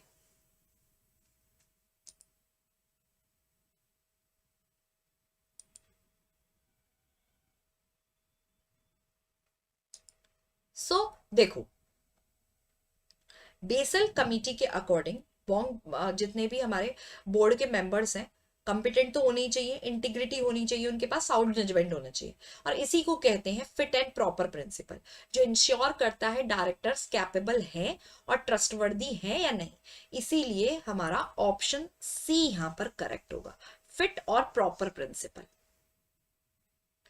अब दूसरा, कुछ फंडामेंटल प्रिंसिपल्स आते हैं जो ऑर्गेनाइजेशन के बिहेवियर को गाइड करते हैं। फेयरनेस होनी चाहिए, सबके साथ इक्वालिटी, ट्रांसपेरेंसी होनी चाहिए, पता होना चाहिए कि basically pillar 3 Basel third norm का, कि ताकि स्टेक होल्डर का कॉन्फिडेंस बिल्ड हो सके, इंटीग्रिटी होनी चाहिए, रिस्क मैनेजमेंट प्रॉपर पता हो कौन सा रिस्क कैसे पूरा प्रोसेस क्या होता है, रिस्पॉन्सिबिलिटी होनी चाहिए, और बोर्ड के जितने डिसीजंस हैं वो अकाउंटेबल होने चाहिए। सो ये जरूरी है, ये सारे प्रिंसिपल्स ट्रस्ट, स्टेबिलिटी और सस्टेनेबिलिटी लेकर के आते हैं। तो कौन सा प्रिंसिपल कॉर्पोरेट गवर्नेंस का, उसको फाइनेंशियल रिपोर्टिंग की जरूरत है जो एक बिल्कुल सही और कंप्लीट पिक्चर बताता है इंस्टीट्यूशन के फाइनेंशियल पोजीशन के बारे में। देखो यहां बात हो रही है इंटीग्रिटी की। इंटीग्रिटी का क्या मतलब होता है? Honesty, completeness, truthful financial reporting, मतलब फाइनेंशियल स्टेटमेंट में सही और पूरी इंफॉर्मेशन होना जरूरी है। ट्रांसपेरेंसी, इंफॉर्मेशन डिस्क्लोज करने से रिलेटेड है। सो ऑप्शन बी यहां पर करेक्ट है। Got it? अब कुछ क्वेश्चंस देखते हैं जो हमारे मैकमिलन के अंदर है। इसके अंदर क्वेश्चंस हमारे मैकमिलन के अंदर बेसिकली 3 ही क्वेश्चंस हैं। So I hope that this is visible. Corporate governance जो है बैंक के अंदर, इसका क्या मतलब है? देखो सिंपल इतना ध्यान रखना है, कॉर्पोरेट गवर्नेंस का मेन फोकस कहां है? बोर्ड ऑफ डायरेक्टर और सीनियर मैनेजमेंट के बिहेवियर और रिस्पॉन्सिबिलिटीज पर। लेकिन गवर्नेंस का कोर ऑब्जेक्टिव है स्टेक होल्डर्स का इंटरेस्ट प्रोटेक्ट करना, बैंक को सेफ और साउंड मैनर में चलाना, अकाउंटेबिलिटी और ट्रांसपेरेंसी को मेंटेन करना। बैंक के स्टेक होल्डर्स होते हैं share holder, depositor, regulator, government, customers. Corporate governance ensure करता है कि board of directors proper oversight करे और मैनेजमेंट को वो मॉनिटर करे। फिर हम यहाँ पर अगर मतलब करेक्ट आंसर की बात की जाए तो कौन सा आंसर करेक्ट है? ऑप्शन ए यहाँ पर करेक्ट है। सीनियर ऑप्शन हमारा यहाँ पर करेक्ट है सी, कि गवर्नेंस का कोर एसेंस है बोर्ड स्टेक होल्डर्स के इंटरेस्ट को प्रोटेक्ट करना, इसीलिए यही हमारा करेक्ट आंसर है। फिर रिस्क लिमिट बिजनेस यूनिट्स में कौन सेट करता है? जब भी रिस्क लिमिट्स का नाम आए तो आपको रिस्क मैनेजमेंट कमेटी याद होनी चाहिए। बैंक में रिस्क को कंट्रोल करने के लिए रिस्क लिमिट सेट की जाती है। तो यहाँ पर लिमिट्स बिजनेस जो है खुद सेट नहीं कर सकते, इससे कॉन्फ्लिक्ट ऑफ इंटरेस्ट हो सकता है, मतलब लड़ाई झगड़े हो सकते हैं। तो सबसे पहले तो board of director, risk management committee होती है, सीनियर मैनेजमेंट, बिजनेस यूनिट्स होती है। रिस्क मैनेजमेंट कमेटी का ही रोल है एपेटाइट को सेट करना। ठीक है, सो बेसिकली यहाँ पर हमारा आंसर होगा risk management committee of the board. फिर rating for benchmarking risk governance is assessed based on. Benchmarking risk governance मतलब, रिस्क गवर्नेंस बेंचमार्किंग का मतलब है बैंक के रिस्क मैनेजमेंट फ्रेमवर्क की क्वालिटी को असेस करना। ये असेसमेंट मल्टीपल फैक्टर्स पर डिपेंड करता है। रिस्क पॉलिसीज डिफाइन करती हैं, और पॉलिसीज स्ट्रॉन्ग नहीं होंगी तो रिस्क गवर्नेंस वीक हो जाएगा। रिस्क मेजरमेंट के मेथड्स इंपॉर्टेंट होते हैं। स्ट्रॉन्ग मेथोडोलॉजीज का मतलब है बैंक रिस्क को साइंटिफिकली मेजर कर रहा है। और इंफ्रास्ट्रक्चर में इंक्लूड होता है आईटी सिस्टम, डेटा मैनेजमेंट के सिस्टम, रिस्क मॉनिटरिंग के टूल्स, रिपोर्टिंग सिस्टम। अगर टेक्नोलॉजी और सिस्टम स्ट्रांग नहीं होंगे तो रिस्क मॉनिटरिंग वीक हो जाएगी। इसीलिए रिस्क गवर्नेंस बेंचमार्किंग में तीनों फैक्टर्स इन्वॉल्व किए जाते हैं, पॉलिसीज, मेथोडोलॉजीज और इंफ्रास्ट्रक्चर। सो यहां पर हमारा all of the given option correct है। अब बात करते हैं एनडीसी के बारे में। तो सोचो, सॉरी, इंडिया एक स्टूडेंट है, ठीक है, जो ग्लोबल एग्जाम दे रहा है। इंडिया एक स्टूडेंट है जो ग्लोबल एग्जाम दे रहा है। बेसिकली एग्जाम का नाम है क्लाइमेट चेंज फाइट। यहां पर टीचर है United nation framework convention on climate change, और फाइनल एग्जाम का रूल बुक है पेरिस का एग्रीमेंट। अब हर स्टूडेंट को अपना टारगेट देना होता है। मैं कितना पॉल्यूशन कम करूंगा, कैसे क्लीन एनर्जी को यूज करूंगा। इंडिया ने 2015 में अपना प्रॉमिस दिया, मैं अपनी इकोनॉमी ग्रो भी करूंगा और पॉल्यूशन भी कम करूंगा, हाफ इलेक्ट्रिसिटी क्लीन रिसोर्सेज से लगाऊंगा, फॉरेस्ट बढ़ाऊंगा और लाइफस्टाइल भी चेंज करूंगा। और फिर इंडिया ने बोला कि फाइनल गोल 2070 तक नेट जीरो लेकर के आऊंगा, नेट जीरो एमिशन। मतलब इंडियाज नेशनल डिटरमाइंड कंट्रीब्यूशन एक फॉर्मल क्लाइमेट एक्शन प्लान है जो पेरिस एग्रीमेंट के अंदर यूएनएफसीसी में स्टोर किया गया, सबमिट किया गया, ठीक है, जिसने बताया कि कैसे बैलेंस बिठाया जाएगा इकोनॉमिक डेवलपमेंट और एनवायरमेंट की स्टेबिलिटी के अंदर, सस्टेनेबिलिटी में। सो अगर हम यहां से क्वेश्चन देखें, क्या क्वेश्चन बन सकता है कि स्ट्रैटेजिक नेचर इंडिया का एनडीसी का पेरिस एग्रीमेंट के अंदर क्या है।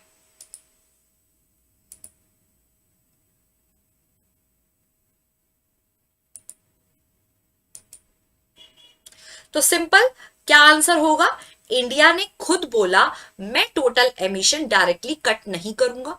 तो मतलब यहां पर बेसिकली ऑप्शन ए तो गलत हो गया। और जीडीपी के पर यूनिट पर एमिशन कम करूंगा, मतलब ग्रोथ भी चलेगी और पॉल्यूशन एफिशिएंसी भी इंप्रूव होगी। तो ऑप्शन सी तो अनरियलिस्टिक है। ऑप्शन डी गलत है क्योंकि एनडीसी लीगली बाइंडिंग नहीं होता है, वॉलंटरी कमिटमेंट होता है। सो यहां पर जो करेक्ट आंसर होगा वो हमारा ऑप्शन बी होगा, रिडक्शन होगा एमिशंस के इंटेंसिटी में इकोनॉमिक ग्रोथ को अलाउ करते हुए। ठीक है, फिर बात करते हैं नेट जीरो एमिशंस की। देखो, सोचो आप एक बाथ टब फिल कर रहे हो, ठीक है, टैप से पानी आ रहा है तो वो एमिशन हुआ, ड्रेन से पानी जा रहा है वो कार्बन का रिमूवल हुआ। अगर दोनों इक्वल हो जाएं तो टब ओवरफ्लो नहीं करेगा।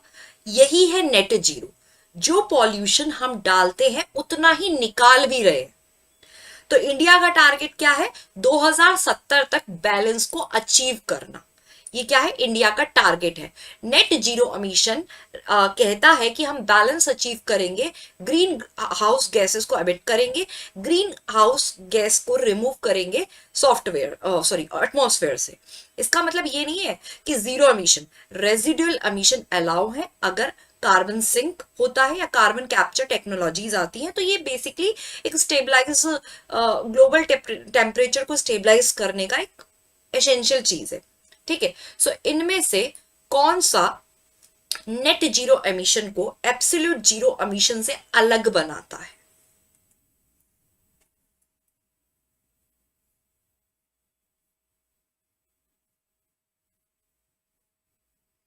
देखो, नेट जीरो एमिशन का मतलब नहीं है कि जीरो पॉल्यूशन, बल्कि यहां पर मतलब है बैलेंस।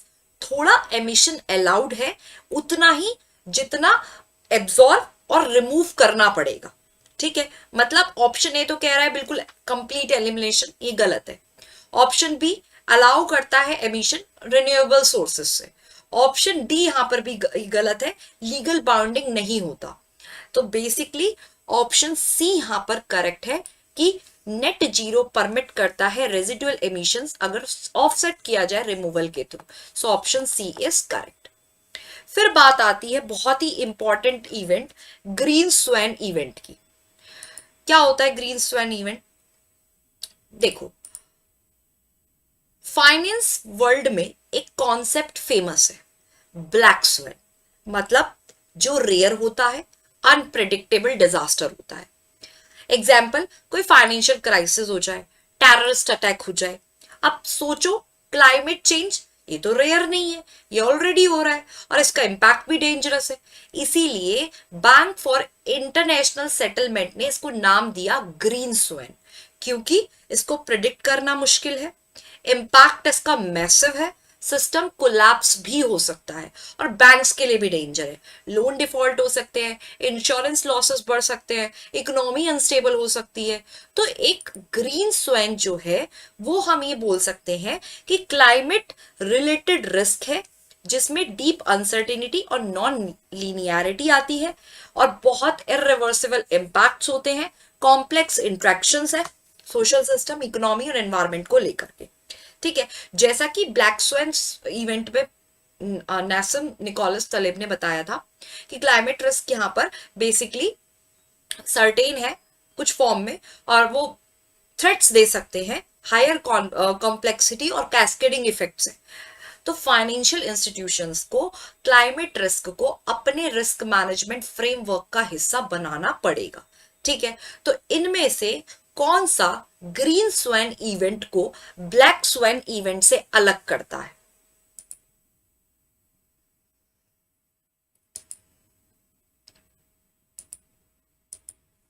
देखो, ब्लैक स्वैन क्या है हमारा? ब्लैक स्वैन है बहुत ही रेयर और अनप्रेडिक्टेबल, जबकि ग्रीन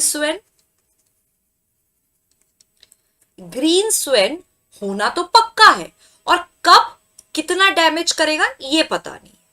सो अगर हम यहां पर ऑप्शन ए की बात करें तो वो उल्टा बता रहा है।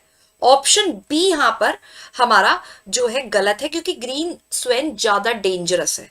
और ऑप्शन डी यहां पर गलत है क्योंकि फाइनेंशियल सिस्टम इंपैक्ट होता है। So the correct answer is option C, green swan involve certainty of occurrence with uncertain magnitude and timing. So option C यहां पर करेक्ट है।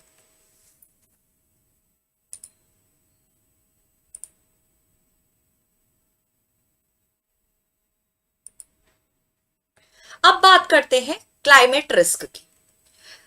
देखो,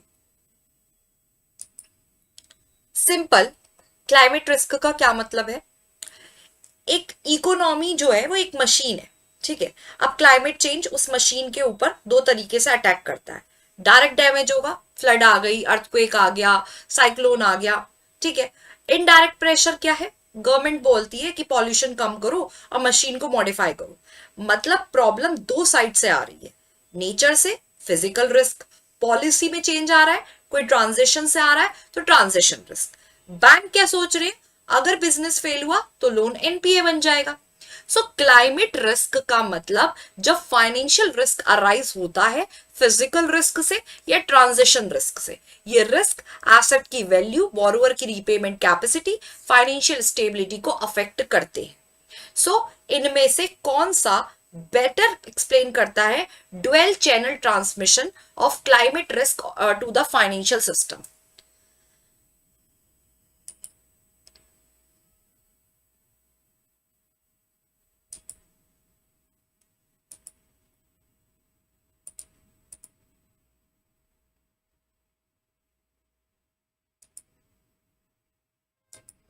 सी, क्लाइमेट रिस्क सिर्फ वेदर का इश्यू नहीं है, ये दो साइड से आता है, physical damage, policy transition impact. ठीक है, तो यहां पर हमारा ऑप्शन डी इनकम्प्लीट है, थ्रू टेक्नोलॉजी ऑब्सोलीन अलोन। देखो यहां पर फिजिकल डैमेज भी होता है और पॉलिसी से भी प्रॉब्लम्स आती हैं, सो ऑप्शन बी यहां पर करेक्ट होगा, through physical damage and policy driven economic restructuring. अब फिजिकल रिस्क की बात करते हैं। देखो फिजिकल रिस्क, सोचो एक बैंक ने कोस्टल एरिया में लोन दे दिया, फ्लड आया, घर डैमेज, साइक्लोन आया, बिजनेस बंद, बैंक का पैसा रिस्क पर आ गया। अब दो तरीके के डेंजर है, एक्यूट सडन शॉक, फ्लड आ गई, साइक्लोन हो गया, हीट वेव आ गई, एकदम से अटैक हुआ। क्रोनिक स्लो पॉइजन, सी लेवल राइज हो रहा है, टेम्परेचर इंक्रीज हो रहा है, स्लो है लेकिन परमानेंट डैमेज है। और एक इंपॉर्टेंट कंफ्यूजन, वेदर, आज बारिश हुई ये बताता है, क्लाइमेट 30 साल में बारिश का पैटर्न कितना चेंज होगा ये बताता है, दोनों अलग चीजें हैं। ठीक है, सो फिजिकल रिस्क भी हमारे दो तरीके के होते हैं, एक्यूट और क्रॉनिक। एक्यूट मतलब जिसका रिजल्ट साथ के साथ दिख जाता है, फ्लड आ गई, साइक्लोन हो गया, कोई मतलब फाइनेंशियल लॉस अचानक से हो गया। क्रॉनिक रिस्क में क्या होता है, लंबे समय के चेंजेस हैं जो टेम्परेचर बढ़ाते हैं और इकोनॉमिक चेंज डैमेज इसके अंदर होता है। ठीक है, अब इसका इंपैक्ट सिर्फ सीधा यही है कि बोरोवर की रीपेमेंट कैपेसिटी खत्म कर देंगे, कोलेट्रल वैल्यू में डिक्लाइन कर देंगे, ऑपरेशनल डिसरप्शन होगा बैंक्स के लिए। सो वेदर क्या है, शॉर्ट टर्म के बारे में बताता है, लेकिन क्लाइमेट लॉन्ग टर्म के बारे में बताता है। अगर एक बैंक कोलेट्रल वैल्यू को लूज कर देता है, गिरवी रखी हुई वैल्यू को लूज कर देता है क्योंकि उस एरिया में बार बार फ्लड आ रहा है, तो इसको हम क्या किस कैटेगरी में लेकर के आएंगे कि क्या है, एक्यूट रिस्क है या ट्रांजिशन रिस्क है? देखो रिपीटेड फ्लडिंग आ रही है, ठीक है, तो मतलब ग्रेजुअल लॉन्ग टर्म प्रॉब्लम है, स्लो डैमेज हो रहा है, इसीलिए क्रॉनिक रिस्क है। एक्यूट होता है एक ही बार आता और साइक्लोन आता एक ही बार में, इमीडिएट इफेक्ट दिखता, जहां पर इमीडिएट इफेक्ट दिख जाए तो वो होता है हमारा एक्यूट। ठीक है, क्रॉनिक में क्या है, होता है डैमेज लेकिन उसका इफेक्ट थोड़ा सा लंबा समय के लिए होता है, लंबे टाइम तक दिखता है। तो यहां पर इसका जो आंसर होगा वो होगा chronic physical risk, option B is correct. फिर एक्यूट रिस्क पता चल गया, क्रॉनिक पता चल गया, अब बात करते हैं ट्रांजिशन रिस्क की। ट्रांजिशन रिस्क क्या होता है, इसको हम समझते हैं ट्रांजिशन रिस्क को। देखो सोचो गवर्नमेंट बोलती है अब सबको क्लीन एनर्जी यूज करना पड़ेगा, अब क्या होगा, कोल कंपनी का बिजनेस गिर जाएगा, इलेक्ट्रिक व्हीकल्स कंपनीज ग्रो करेंगी, पुराने जैसे गोल प्लांट्स है उन वो एसेट्स बन जाएंगे, वो भी स्टैंडर्ड एसेट्स। अब पब्लिक भी बोल रही है कि ग्रीन इन्वेस्टमेंट चाहिए, तो बैंक्स को भी अपनी स्ट्रैटेजी को चेंज करना पड़ेगा। जब शिफ्ट हो जाए लो कार्बन इकोनॉमी की तरफ, इसकी शिफ्ट की राइजिंग होने लगी तो उसे ट्रांजिशन रिस्क कहते हैं। ये क्यों होता है, पॉलिसीज, रेगुलेशन, टेक्नोलॉजीज, मार्केट के सेंटिमेंट की वजह से होता है। ठीक है, अब क्या होता है, एसेट्स अपनी वैल्यू खोने लगते हैं, क्रेडिट रिस्क बढ़ जाता है, पोर्टफोलियो रिवैल्यूएशन लॉस होता है। सो यहां पर क्या करेक्टरिस्टिक्स है क्लाइमेट रिस्क की, बहुत बड़ा इंपैक्ट होता है, हाई सर्टेनिटी है और हाई अनसर्टेनिटी है, रिस्क हो भी सकता है, पता नहीं कब होगा, हुआ तो अचानक होगा, और नॉन लीनियर है मतलब इरिवर्सिबल चेंजेस है, और यहाँ पर हिस्टोरिकल डेटा भी रिलायबल नहीं है कि पुराना डेटा देखकर आगे का एज्यूम कर लिया जाए। तो इनमें से कौन सा ट्रेडिशनल रिस्क असेसमेंट मॉडल्स इनएडिक्वेट हैं, ये एक्सप्लेन करते हैं क्लाइमेट रिस्क के लिए।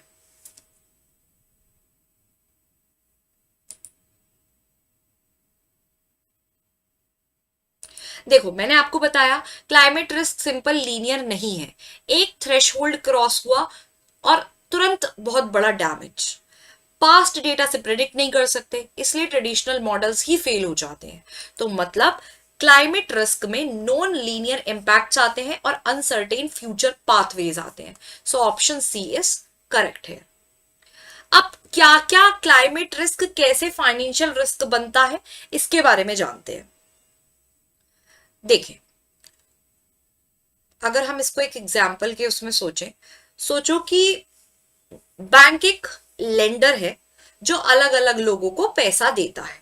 अब क्लाइमेट चेंज क्या करता है, कभी फ्लड लाता है, कभी गवर्नमेंट रूल्स को चेंज करता है, कभी मार्केट का मूड चेंज हो जाता है। बैंक के सारे रिस्क हिल जाते हैं।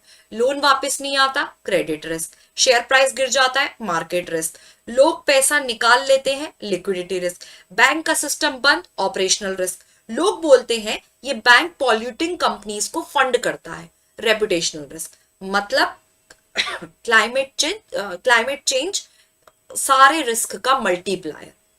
सो climate related risk traditional financial risk में ट्रांसलेट करते हैं। क्रेडिट रिस्क होता है, market risk, liquidity risk, operational risk, reputational risk, और बेसिकली सारे रिस्क होने से क्लाइमेट रिस्क जो है वो फाइनेंशियल रिस्क बन जाता है। ठीक है, इनमें से कौन सा जो है बताता है कि वेल्थ इफेक्ट क्लाइमेट रिस्क का क्रेडिट रिस्क पर पड़ता है, कैसे, कौन सा आपको बेस्ट इलस्ट्रेट कर रहा है इसका।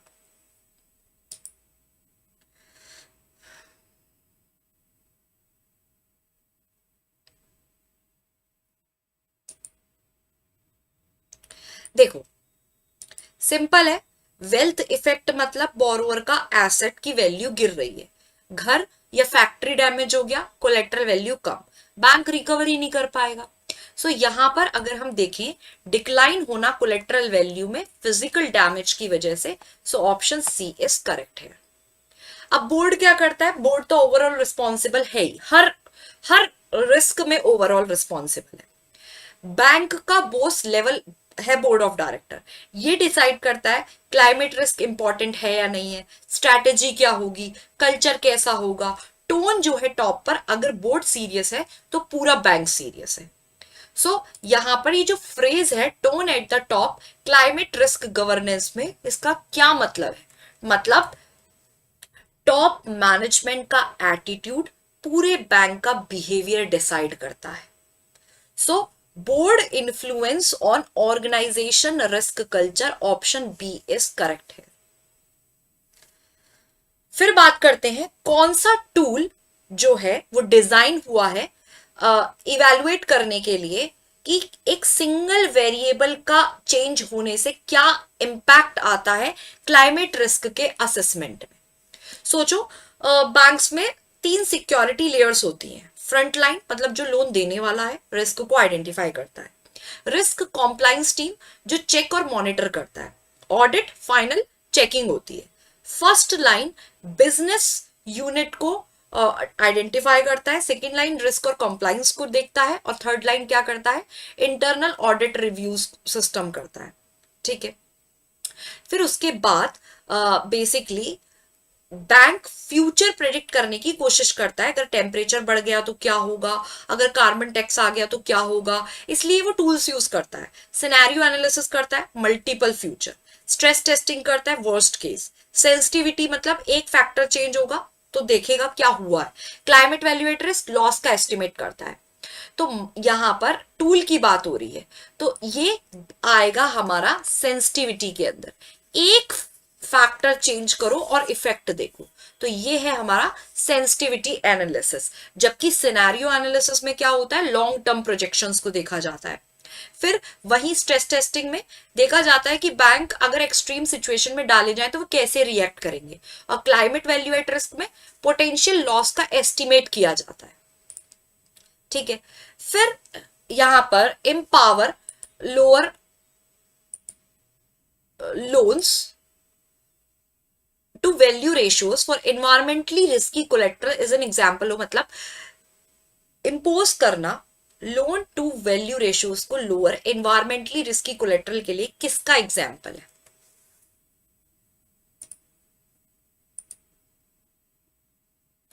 बैंक बोलता है रिस्क जाता है तो कंट्रोल लगाओ, हाई रिस्क सेक्टर है तो वहां पर शॉर्ट लोन टेन्योर लगाओ, वीक कोलेट्रल है तो लो यहां पर जो है लोन दो, वेदर डिपेंडेंट बिजनेस है तो इंश्योरेंस मैंडेटरी है। तो बेसिकली सबसे इंपॉर्टेंट चीज क्या है? रिस्क को रिड्यूस करना। और रिस्क को रिड्यूस कैसे किया जाएगा? रिस्क मिटिगेशन से किया जाएगा। सो ऑप्शन बी यहां पर करेक्ट होगा। इनमें से कौन सा framework climate related financial disclosure के लिए काम आता है?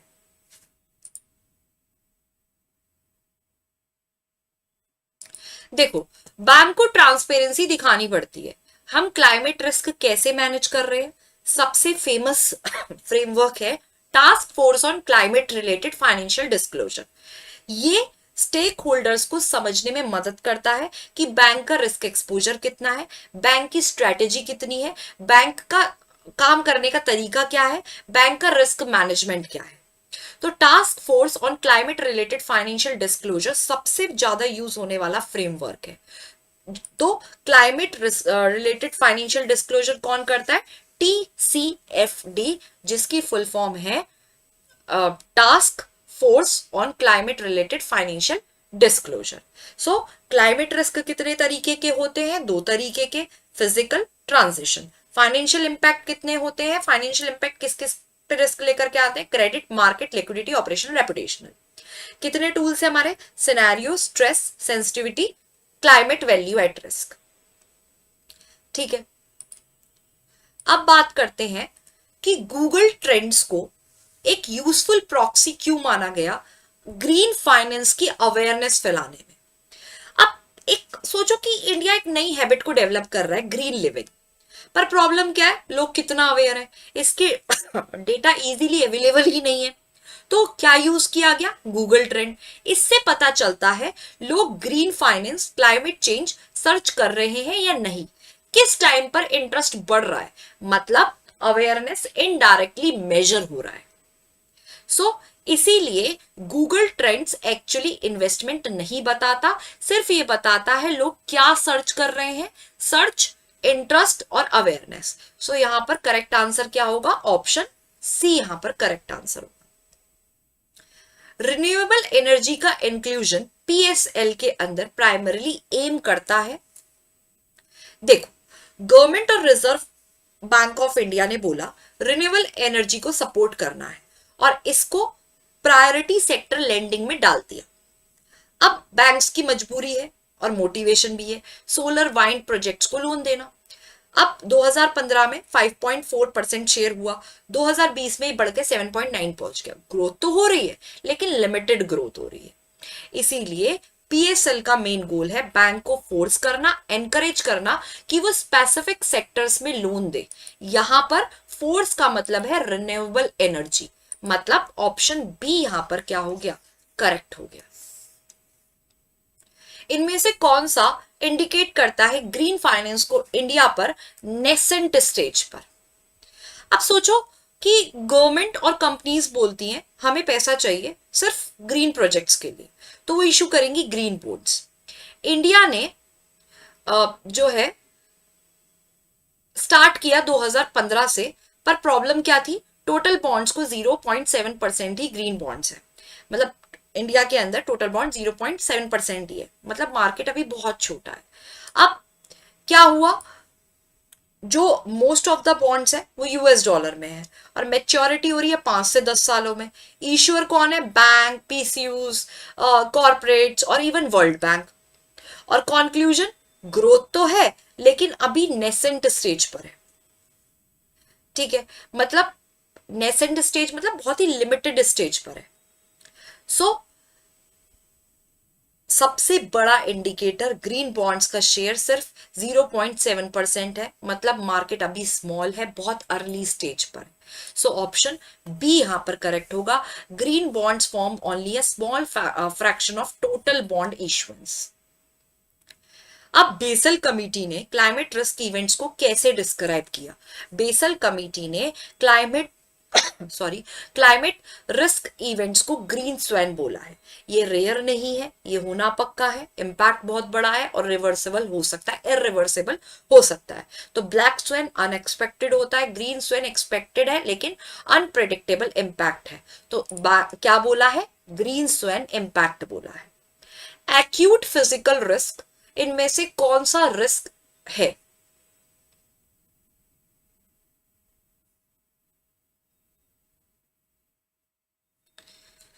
देखो, एक्यूट का मतलब होता है sudden shock. Example flood, cyclone, heat wave. ठीक है, तो अब सडन शॉक है तो मतलब अटैक होगा suddenly. Extreme climate change weather event से रिलेटेड। फिजिकल और ट्रांजिशन रिस्क बैंक का क्रेडिट रिस्क बढ़ाते हैं क्योंकि वो नेगेटिव इंपैक्ट देते हैं बैंक की एबिलिटी पर sorry to fully recover the value of a loan. मतलब फिजिकल और ट्रांजिशन रिस्क बैंक का क्रेडिट रिस्क बढ़ाते हैं क्योंकि वो नेगेटिव इंपैक्ट देते हैं बैंक की एबिलिटी पे कि वो पूरी तरीके से लोन का वैल्यू रिकवर कर पाए। तो इसको हम क्या बोलते हैं? देखो, दो इफेक्ट्स याद रखो। इनकम इफेक्ट, बोरोअर की अर्निंग गिर गई। वेल्थ इफेक्ट, कोलेट्रल की वैल्यू गिर गई। घर फ्लड में डैमेज, वैल्यू कम, बैंक रिकवर नहीं कर पाएगा। क्वेश्चन में रिकवर वैल्यू ऑफ लोन बोला है, मतलब डायरेक्ट लिंक है वेल्थ इफेक्ट से। सो यहां पर ऑप्शन सी करेक्ट हो जाएगा, wealth effect. Risk measurement processes currently banks के थ्रू अप्लाई हो रहे हैं जो इनमें से कौन सी टेक्निक को इंक्लूड नहीं करते?